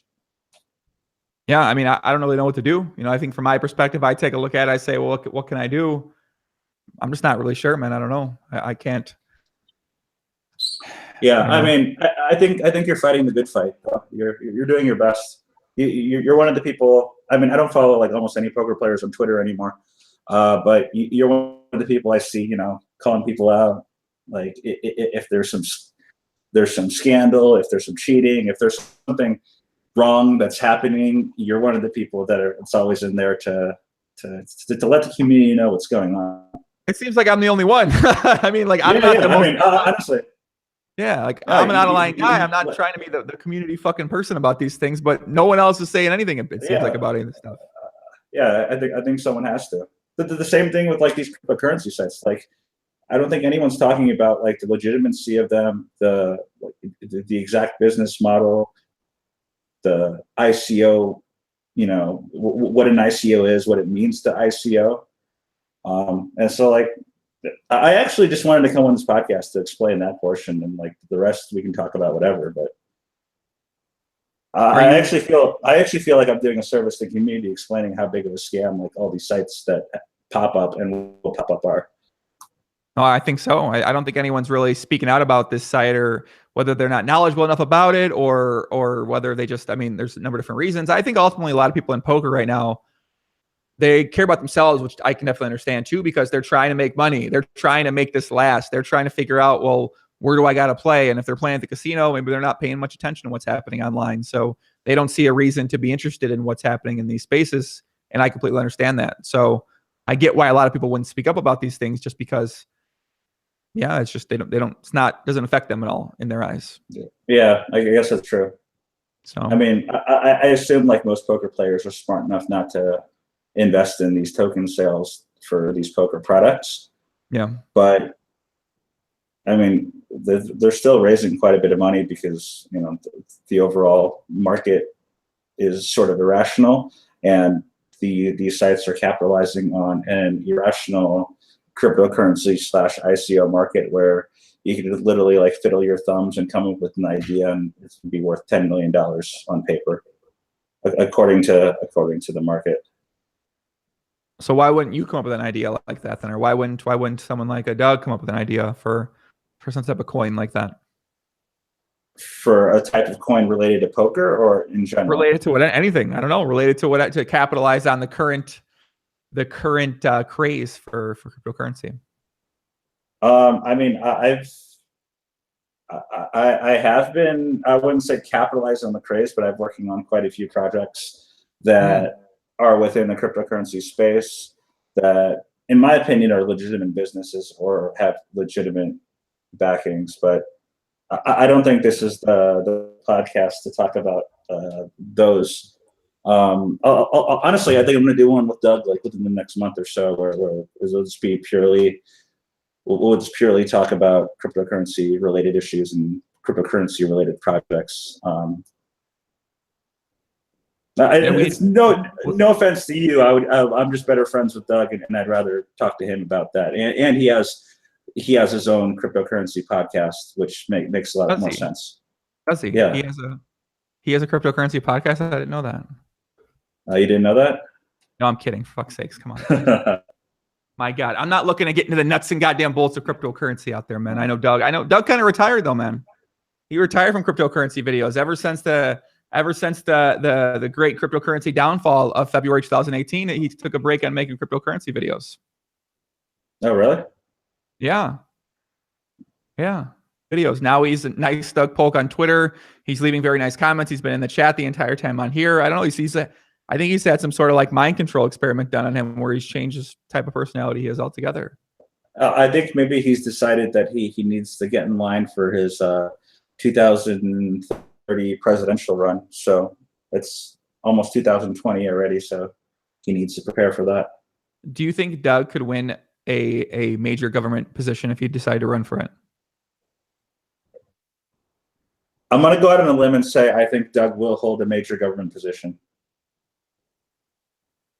How big of a major government position do you think? I don't know, man. Like that's. I think like the way he thinks and his ability to present himself is maybe 90% of what it takes to become a successful politician. I'd say the part he's lacking is he doesn't have like a fundamental education that a lot of these politicians have about, what it means or what it takes to be a politician. But honestly, in the future, that might not matter. Like he doesn't have a political science degree, or he doesn't have a law degree, or he doesn't have experience working Can you imagine Doug fucking getting in politics, realizing that the corruption and out-of-line activity happening in that world is probably 700 million times higher than it is in the current world he's in, and then just making YouTube videos nonstop about everything that he finds? That'd be awesome. I know, it'd be amazing. He's like, all right, fucking senators doing like that'd be crazy. what's his intro that he does, like breaking news, and then he would announce the you know what I'm talking about at the Yeah, beginning of of course. yeah. There'd be breaking That'd be news. If he was fantastic. in the political world, he would be. Can you imagine if Doug was putting out mainstream political YouTube crypto or YouTube videos right now, and he just talked about everything? Because there's literally something.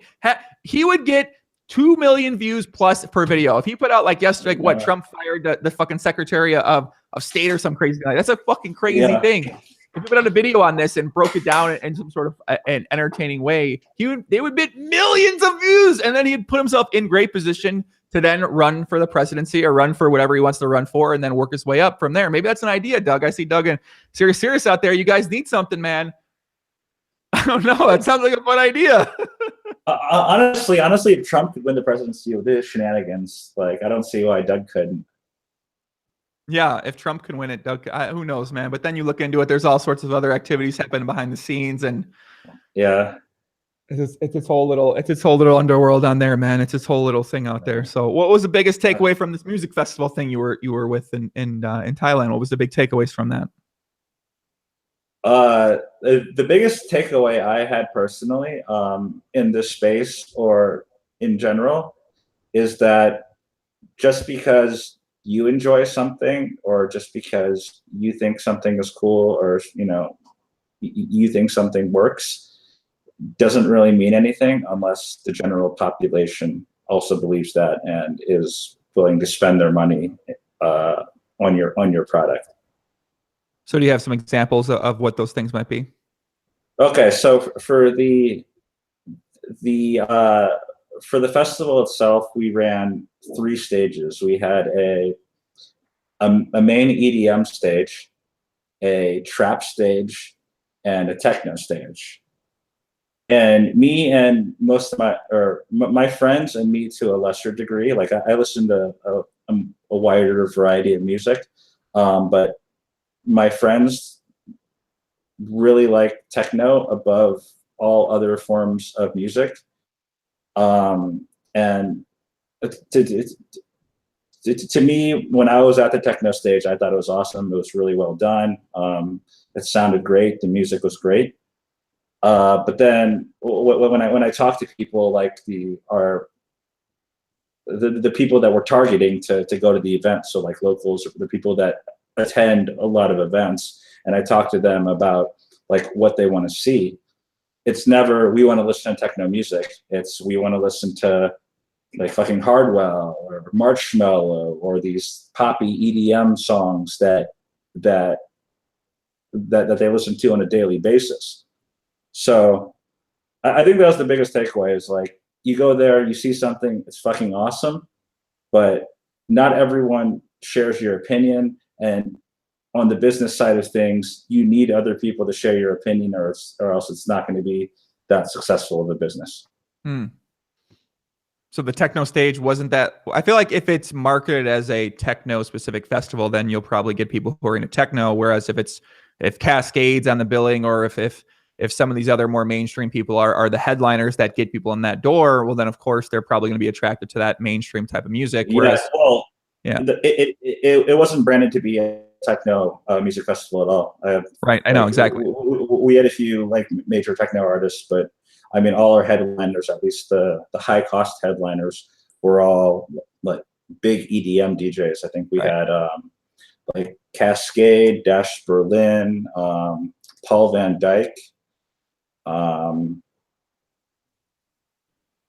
Nodes. There's like a ton of others that I can't think of off the top of my head. But yeah, so like the festival itself wasn't branded to be anything. It was just branded to be a festival. I think, in my opinion, what we did was like incredibly sick. All the stages were fantastic. It looked incredible. We set up an augmented reality dome where like people could go in, like especially when you're fucked up, and you know what an augmented reality dome is? It's like it's like an overhead spherical thing. It's sort of like VR, but instead of having a headset, like you're in this dome, and like it's really cool. We also set up a laser tag area that was so like the theme of the whole festival was basically there was an alien invasion, and the only way to combat aliens was to make loud noises at night. So you had to party, or you'd get killed by all the aliens. So everything sort of fit that theme. So we set up laser tag that was that it legitimately felt like we were battling it out in like a abandoned warehouse. We set up like the middle area to, like, I'd say most festivals, at least like the smaller festivals, they don't have very good food overall. Even the bigger festivals, they don't have very good food.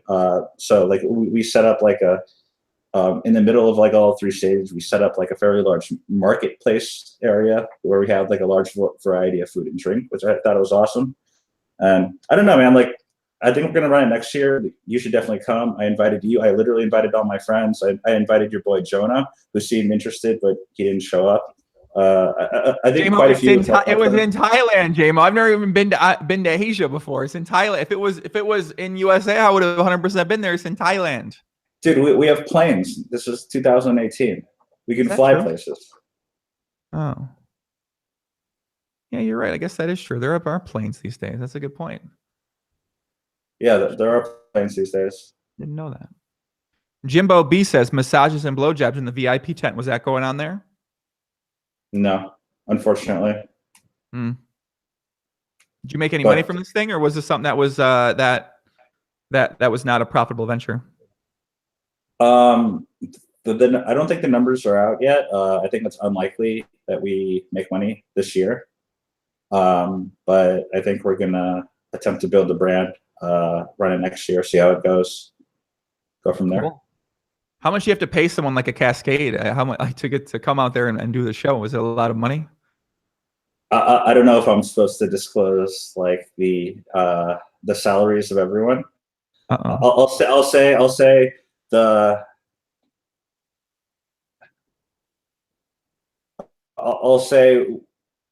let's say over 100,000, under 250,000 for. Okay. Damn. Should have been a DJ. But okay, so the other thing with first year festivals, and I learned this from like my friends actually handling the DJs and dealing with them, is most DJs aren't gonna come play because like there's huge demand for DJs everywhere. That's how especially if you're like a well-known DJ. That's why their prices are so high. So if you're like a first year festival, like for example, Drop Zone is likely going to have to pay someone like Das Berlin or Cascade way more than say like Electric Daisy Carnival, right? Mm-hmm. Because it's located somewhere else. It's like a first year festival that they don't know like what they're getting and they don't know what they're expecting. The other thing is they're more likely to demand the entire payment up front rather than paying a retainer to book that date. So, and then after the event or closer to the event, the remainder of the payment is made. And that's especially bad for a business like this because it really kills liquidity.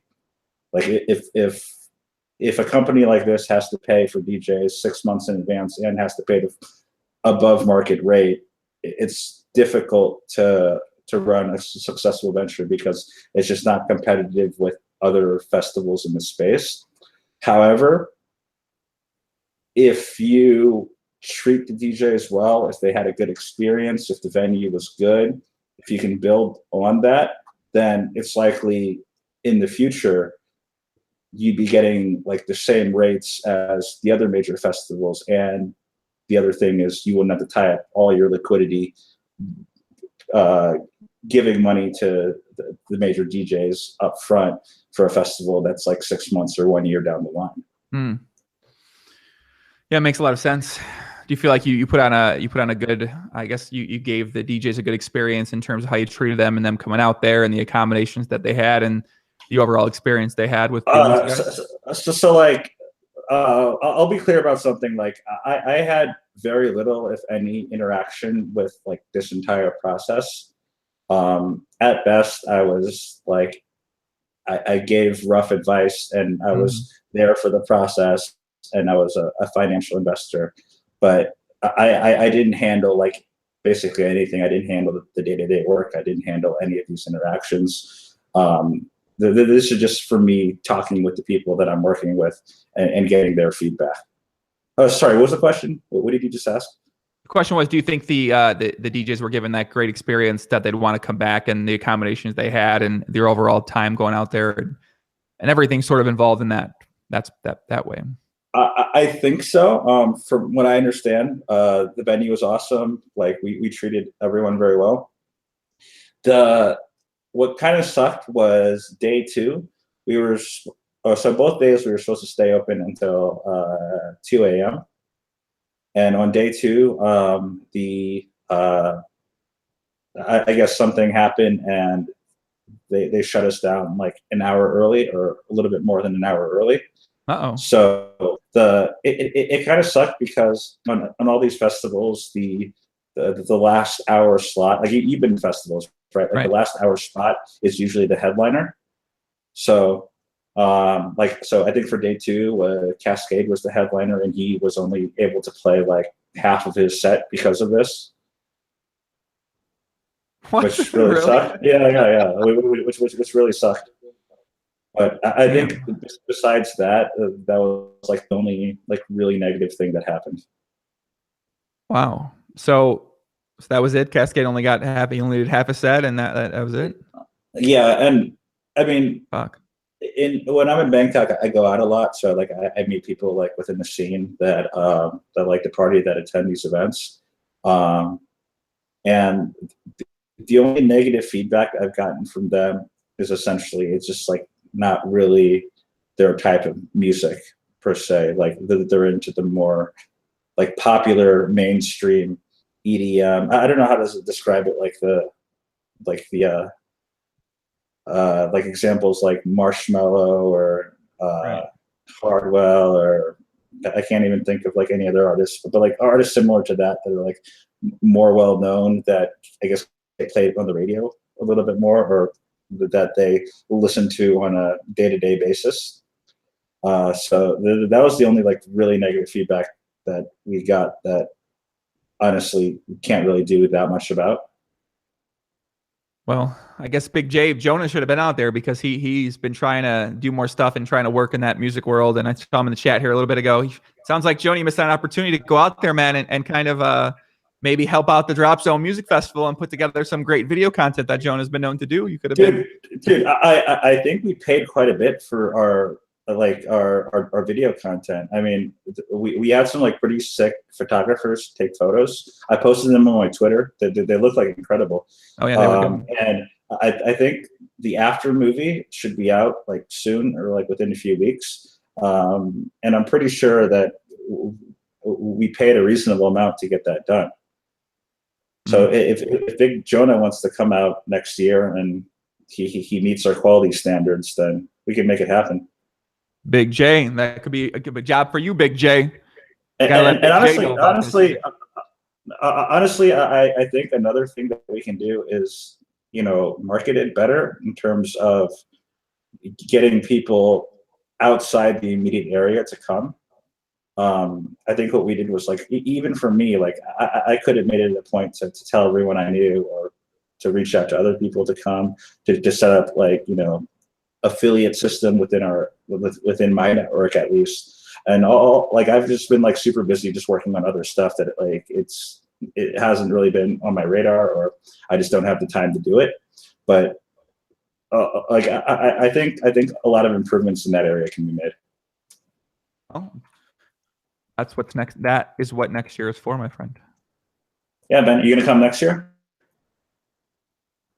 I'd like to hope so, JMO. I'd like to fucking hope so. I'd like to hope so. Yeah. I'd like to hope so. There could have been different things that clicked the right way in my life that I would have made it there this year, but I'll tell you what.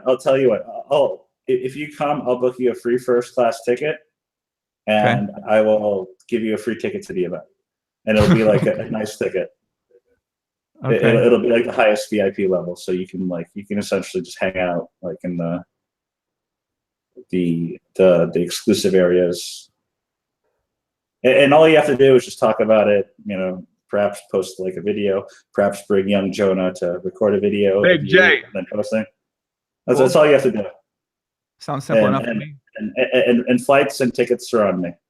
Cool. I get to bring a date. Do I bring a date out there? Is that how it works? You can bring it. I'm trying to think if I would pay for your dates tickets. You could find a date out here. I mean, like, there's just tons of girls there. Yeah, I probably should bring a date out there, huh? Yeah. You know how these things are. Like, you go there. There's tons of girls. And you got the awesome. VIP ticket. The women love VIP. Yeah. Like, you know what women hate most in festivals? GA. Like, using the GA toilets after they're just like puke and shit stain covered. They want like a nice, clean VIP toilet. And you could be that guy. You could be like, ladies, my VIP toilet. That's true. Jonah said he's in. I'm in. All right, Jonah's in. I'm in. Fine. Then I can't turn down that deal. We'll create some fire content out there. We'll try to bring a couple people out there too. We'll try to see if we can get some people that'll meet us out there and yeah. Dude, like a lot of people actually came that I didn't realize were coming until the last day, that like either walked up to me and introduced themselves, or that like messaged me and say like, hey, I'm here, where are you? But I was busy, or I was sort of out of it. I wasn't able to meet them. But it's cool that like just from my network, people like flew in from like Europe, from Singapore, from the US to come, but without even telling me, and they just like showed up and were like, hey, we're here.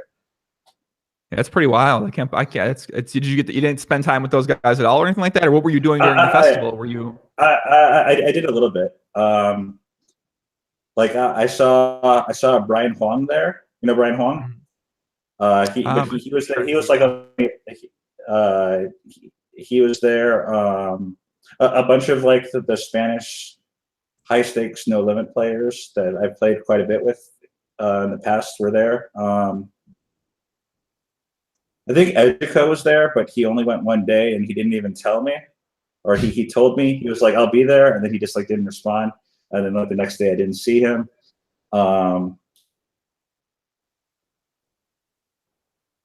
Yeah, like a few of my poker friends that like were in the area came. It was a lot of fun, man. Like regardless of like the state of the business or how well it did, it was a lot of fun, and I'm happy that the team behind it executed it well, and it just feels nice to be part of something like that. Are you planning to get involved with anything else like that in the near future? Like what? Like I wouldn't have predicted music festival for you, so who knows? Okay. So I'll tell you a story about. Did I tell you about the time I went to Mexico for the festival in Mexico under Linda? I don't think so. No. It was one of the coolest experiences of my life. Like it might have been the coolest experience of my life, but it was also one of the most annoying experiences. Okay, so let me explain. There's a festival in Mexico called Onda Linda, and it occurs on a beach in Mexico called Costa Carreras. Not necessarily a beach, but like an area in Mexico called Costa Carreras. It's a 3.5-hour drive from the Puerto Vallarta airport. So for me to get there, I was in Asia. I had to fly across the Pacific Ocean. I flew back to Vegas, and I stayed in my house in Vegas for a few days with my friends. We flew Vegas to Dallas Fort Worth, or sorry, no, we flew Vegas to Phoenix, and we were supposed to fly Phoenix to Puerto Vallarta, but our flight got canceled, and we missed it's like a 4 or 5 day festival. We missed the first day of the festival because we were stuck in Phoenix. So we spent a night in Phoenix. We were contemplating booking a private jet. I actually hit up people, and we were like really close to booking like a mega spewy private jet to get to this thing, just so we can go to one extra day of the festival. And the semantics didn't work out, so we didn't. So the next day we had to fly, instead of a direct route to Puerto Vallarta, we had to fly to Dallas Fort Worth and fly Dallas Fort Worth to Puerto Vallarta. And then we rented a car. It was like a Jeep Wrangler, the one where you could like take the top off. Mm-hmm. And we drove like through the Mexican jungle, like literally 1-lane road. There's some construction, crazy, like through the Mexican jungle from from Puerto Vallarta to Costa Creas. It was a scene out of Fear and Loathing. Like, you know the scene in Fear and Loathing where they're driving? Yeah.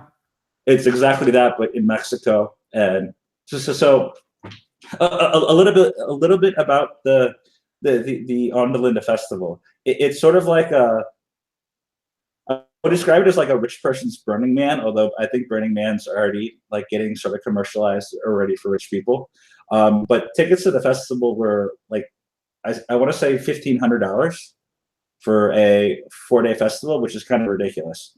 So anyone there, let's just so like with a festival like that, you get sort of weird mix of people, right? Because like like the travel distance, the fact that you have to like plow through the jungle, and the fact that like the cost of like on top of the cost of the festival, there's no accommodations there. There's no hotels. There's no city. There's only these like large villas along the Mexican coast. So you have to book like a nice villa, and we had like a reasonably nice villa. I think we're paying like $2,000 or $3,000 a night for like a 5 or 6 bedroom villa. So like it's expensive. So the other thing is that they give away a third of the tickets for free to like influencers or people involved in like the crazy hippie, I don't know what you want to call it, scene. So you get like a weird mix of people. You get like these older, very wealthy corporate type people that are looking to party. You rarely find like a girl there on their own, unlike normal festivals where there's just tons of girls. Like because like normally if you're like a younger girl, you can't afford this shit. So you have to, most of the girl there come with like a guy. So it's like a little bit like of a weird dynamic that, like you go around talking with girls at a festival and they're all, there with some guy. So it's a little awkward. And then the free tickets, you just get like crazy, batshit crazy people that you talk to, like people with like multiple shamans. I think one of my friends talked to a girl that says she doesn't eat or drink. She just, and she had like a specific term for it. And she said she just like lives. Crazy people. But the overall experience was awesome. Yeah. The overall experience is awesome. I'm going to spend too much time describing each night, but I could talk like hours for this. But I'll describe the final night there. Okay. You know what the Mayan warrior is? Surprisingly, I don't know. Okay. The Mayan warrior is like this large vehicle that is like the focal point for Burning Man, at least music wise. It's like a $1 million stage that they travel. You can Google Mayan warrior and you'll see a picture of it. Okay. Anyway, so they put the Mayan warrior on the beach, and I guess the theme was like Aztec or something. So what they did was they bust in a legitimate full Aztec tribe, like from the jungle.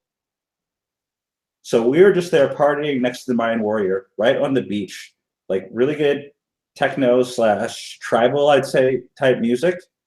And around like a large fireplace, this was like 3-4 a.m. There was Mayan women or Aztec women or whatever with like breastfeeding with like their families, like young kids, babies, stuff like that. And then all the men were dressed in traditional warrior outfits, and they were just like partying and dancing. It was fucking awesome. It was like awesome.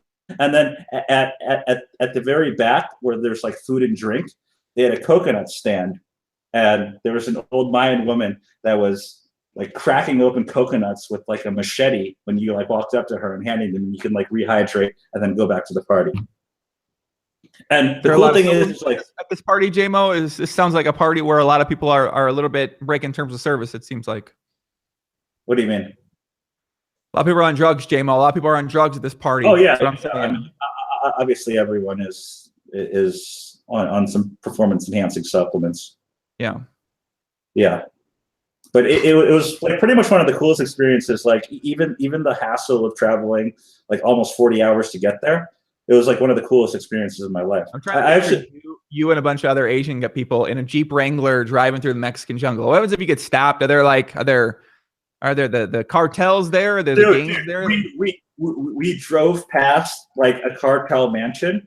Like this is like we're driving down the road. There's nothing jungle, and then like in the middle of the jungle, there's literally like a large gate and 4 guys with semi-automatic weapons standing outside of it.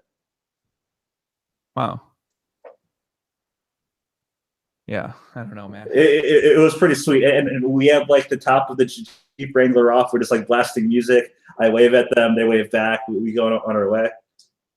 It was like a really cool experience. What's the name of this festival? It's called Onda Linda. ONDALIN.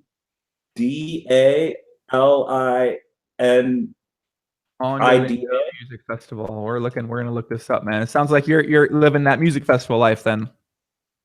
A little bit. I've only been to like 3 or 4 in the past year. What do you got planned for this year coming up here? It's already March 20th. Jesus. Yeah, it's already March 20th. In terms of travel, in terms of what I'm doing? Yeah, in terms of what you're doing. I'm going to be going to Japan for maybe a month at the end of this month. There's a few major blockchain conferences that I want to go to. And also, I really enjoy the country of Japan. After that, I'm probably going to head back to the US. I have some like business paperwork, whatever, to take care of in LA. I probably have some stuff to do in Vegas. I haven't been at my house in Vegas in like almost 6 months. Or actually, the last time I was at my house in Vegas was like a few days before this Onda Linda Festival. I only flew back there so I could have like a little bit of rest, so I didn't have to fly, directly to the US and then fly directly to Mexico without like a break. J-Mo, why are there little kids at this Onda Linda Festival? I see a group of little kids. I told you that they bust in a full Mayan tribe. Like so these guys are part of the tribe. I think so. I don't know what you're looking at, but the last night, a full Mayan tribe, like everybody in the tribe was there. Like people were dancing. There's like a bonfire in the middle, and then there's like a circle of people that weren't partying, that were just like young kids or women. Like I remember walking by a woman that was just breastfeeding a kid at like 4 a.m. while we were partying by the Mayan warrior. I'm looking up some photos from the festival right now. It definitely looks like a pretty GTO place. And everything was done beautifully. And the other thing I learned about the festival is that they ran it last year. I think it only got like 700 people and they lost money. And this year it got like, I want to say like 2,000 people or 1,500 people, and they may have broken even. So it's like a very intimate event. Right. Yeah, it's got to be an interesting dynamic when all the women there come with another guy, basically. I mean, I'm sure there's some influences that are there. Yeah. I mean, like you still have like quite a few women there that are like single, or that they're like I met a girl that was a reporter for like one of the major magazines that publishes information about like these festivals or like the music scene. So she got like a free ticket, and yeah, you get like quite a few people like that. But like if you go to like a festival like this and you see a girl that's like a 9.5 out of 10, like 99% she came with some rich guy. Okay. As opposed to like, say you go to EDC and you see like an extremely hot girl, like it's likely she's just there on her own, right? Right. Yeah. No, it makes sense. The whole Mexican jungle thing, having to go through that. So what's kind of the future of high stakes poker here? What are you going to be? You going to be streaming poker on Twitch? You gonna what's going to be your thing with that? Yeah. So like with my other work that I'm doing in the cryptocurrency space, I'm going to have like a little bit of downtime for various reasons. So I've been playing like all week this week on high stakes, and I've actually been playing a lot on party poker. The only reason I've been playing on party poker is I have a lot of money there, and they won't let me withdraw unless I play. So I've just been like playing a little bit of poker here and there. Honestly, to me, I don't know. I don't know if I'm playing well. I'm actually winning quite a bit. I don't know if I'm playing well, but like I previous to this month, I hadn't played almost any poker in the past 6 months, and then even before that, like even the past 1.5 years, I've played probably less than 10,000 hands of poker. So a lot of the fundamentals, like I'm reading like poker range notes and stuff from like 2013, 2014, 2015. And I'm like, just sort of getting the fundamentals down.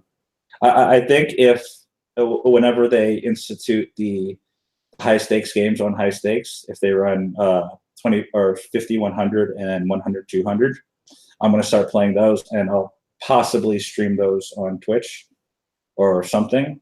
And if I have time, I'll throw in. And the other thing is, like, I don't even know if like I add any value or if it's going to be popular if I stream like normal stakes. If I play 5, 10, 10, 20 or whatever no limit games run on that site, and I stream it on Twitch, like I don't even know like how many people are going to watch or like even care. So maybe I'll do it once, see how it goes, and if it doesn't work out, then I can find some other stuff to do that can occupy my time. Yeah, I'm sure people would watch it. I think it'd be pretty funny. Yeah. Entertaining.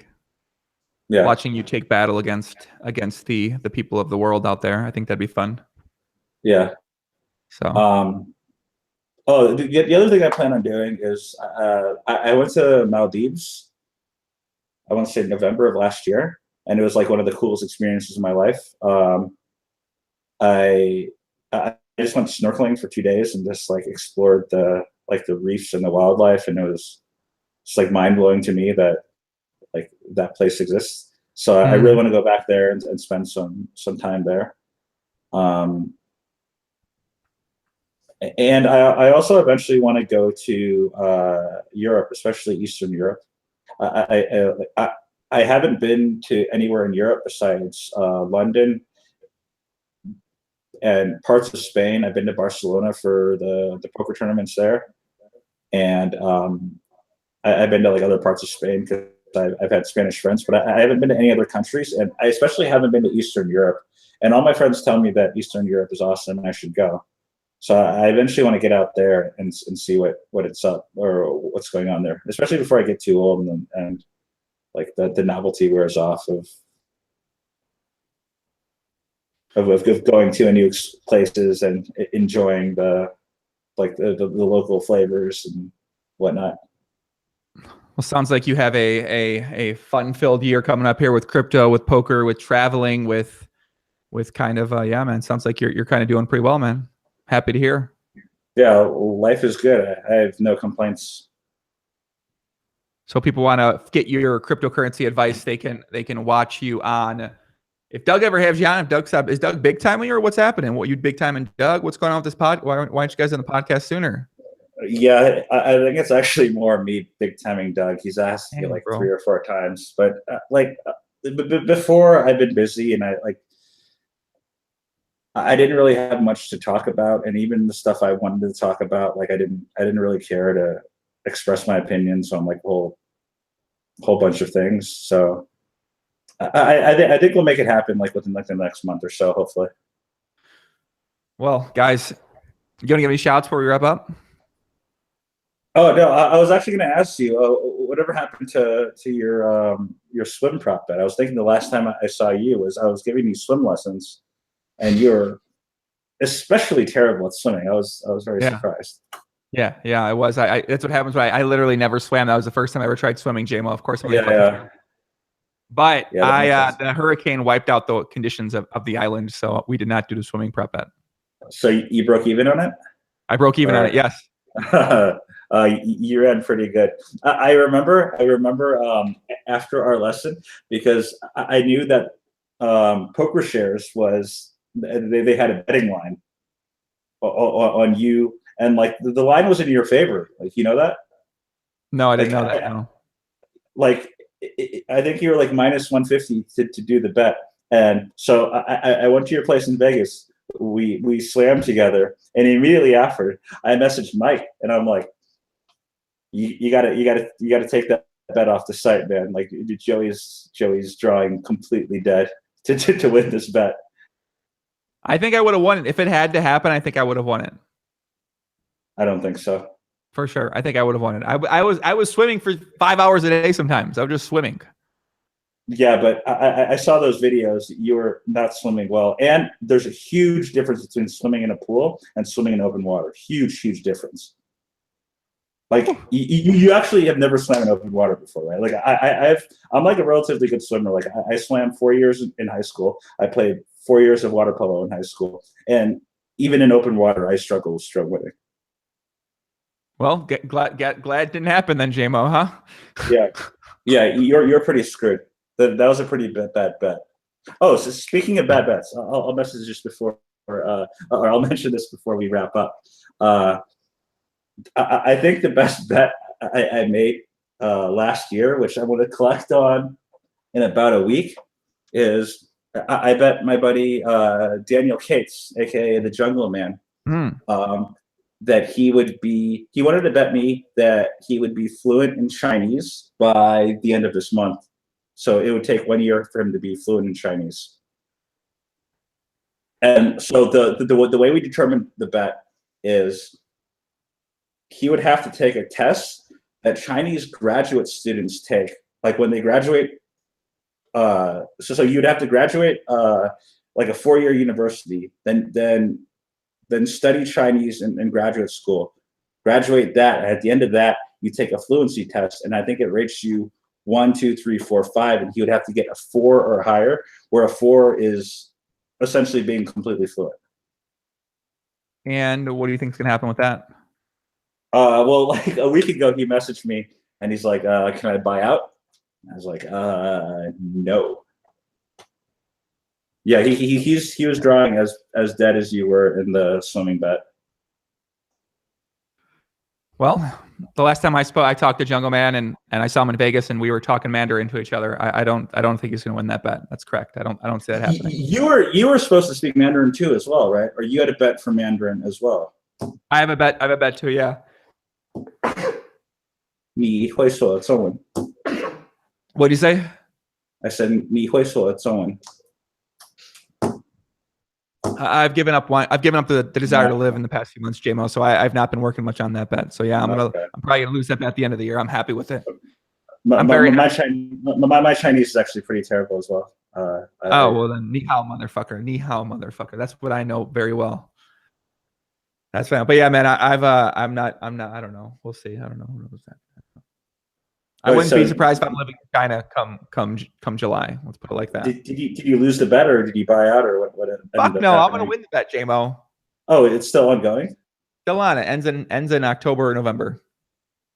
And you have to interview someone like in full Chinese?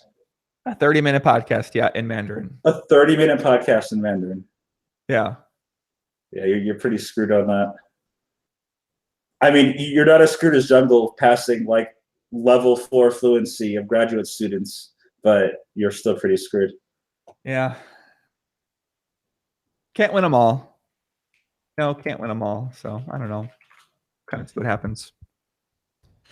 Yeah, you gonna give a shout outs before we wrap up? Let me think. It's been a while since I've been on the podcast. Oh, shout out to my buddy David Eldar. Deldar 123 or 182 or I don't know his screen name on Stars anymore, but he won the World Scrabble Championship again, right? No, it's the first time he's ever won, and I'm pretty sure it's like a lifelong. Like he's been playing Scrabble since he was young, and it's been like a lifelong dream of his to win that, and I think it's awesome that like he actually won that. My first memory of him was we were at the Australian Open and we were just like walking through a crowd of people and he was just playing Scrabble on his phone while like not even looking at where he was walking, just like plowing through people. So he just plays Scrabble all the time, basically? Yeah. Yeah, I remember him being very involved in the Scrabble world, but I thought he had won it before, but I guess this is the first time he ever did win it. So he's still working that hard at his game to win the Scrabble championship, huh? Yeah. I also have to give Wow. a shameless plug to highstakes.com. You can use the affiliate code JMO, and you can actually Okay. just email me. My email is jmo@highstakes.com. And if you have any comments on like the user interface, the software, like the games, anything, I read through all the emails. I'll likely get back to you. If you tweet at me and talk about high stakes, I'll likely get back to you unless it's like a super abrasive comment that you're just being an asshole, then I won't respond to you. But other than that, like, appreciate the feedback. I'm really, especially in the poker space, I'm really, I know like the project is still in beta and it is flying a little bit under the radar, but I'm pretty excited for the future of the site, and I want to help, at least in my limited capacity. I want to help make it as good as possible, which means listening to feedback of legitimate players. So again, affiliate code JMO, highstakes.com. Email me at jmo@highstakes.com with any questions, comments, concerns, and yeah, I'll do my best. Boom. Simple. That easy, guys. Yeah, check it out. If you want to follow JMO on Instagram, it's at not Jason Mo, right? It's at, what is it? It's Cunty Cakes 123. You know what's funny? I've got I don't want to talk about this, but I sort of got a real world job that, like with real world responsibilities. Okay. And one of the things I asked was like, you want me to change my Twitter handle? Can I explain to them like the history of my Twitter handle? And they're like, no, that's cool. Well, that's funny. So Cunty Cakes 123 on Instagram, Twitter. No. If you're not going to change it, why don't you change it for yourself? You messed that up. My Instagram is Carry Cakes. It's not Cunty Cakes 123. That's what I was saying. You said it was Cunty Cakes. I'm like, I'm pretty sure it's not Cunty Cakes. No, I said my Twitter was Cunty Cakes. Okay. Instagram's Carry Cakes. Carry Cakes, I think, yeah. Why don't you just change your Twitter name from Cunty Cakes to something else? Oh, I like it. Okay. Double Suited says, will high stakes be open to US players? No. Sorry. Okay. What about VPN? Can I VPN on there? No, you're not supposed to. Okay. Perfect. I won't do that because no one does that. Yeah, I mean, no one's ever VPN to play on a poker site, so that's not really a concern of mine. No one's ever done that ever. So, but yeah, guys, I'll be back soon, probably this week. I think we're gonna have Fedor Holes on the podcast later this week. We got Gus Hansen. I think me and Gus Hansen are doing a pod at some point in time here, and the Global Poker founders. I might have JMO's people at Virtue Poker on the podcast as well too. Maybe we'll talk about their experiences with JMO and kind of see what they got to say about that. And yeah, man, that's all I got. Much love, everybody out there. JMO, thanks for on the podcast, man. Yeah, thanks for having me on. No problem, buddy. No problem. Take care, man. Have fun over there on your Asian adventures around the world.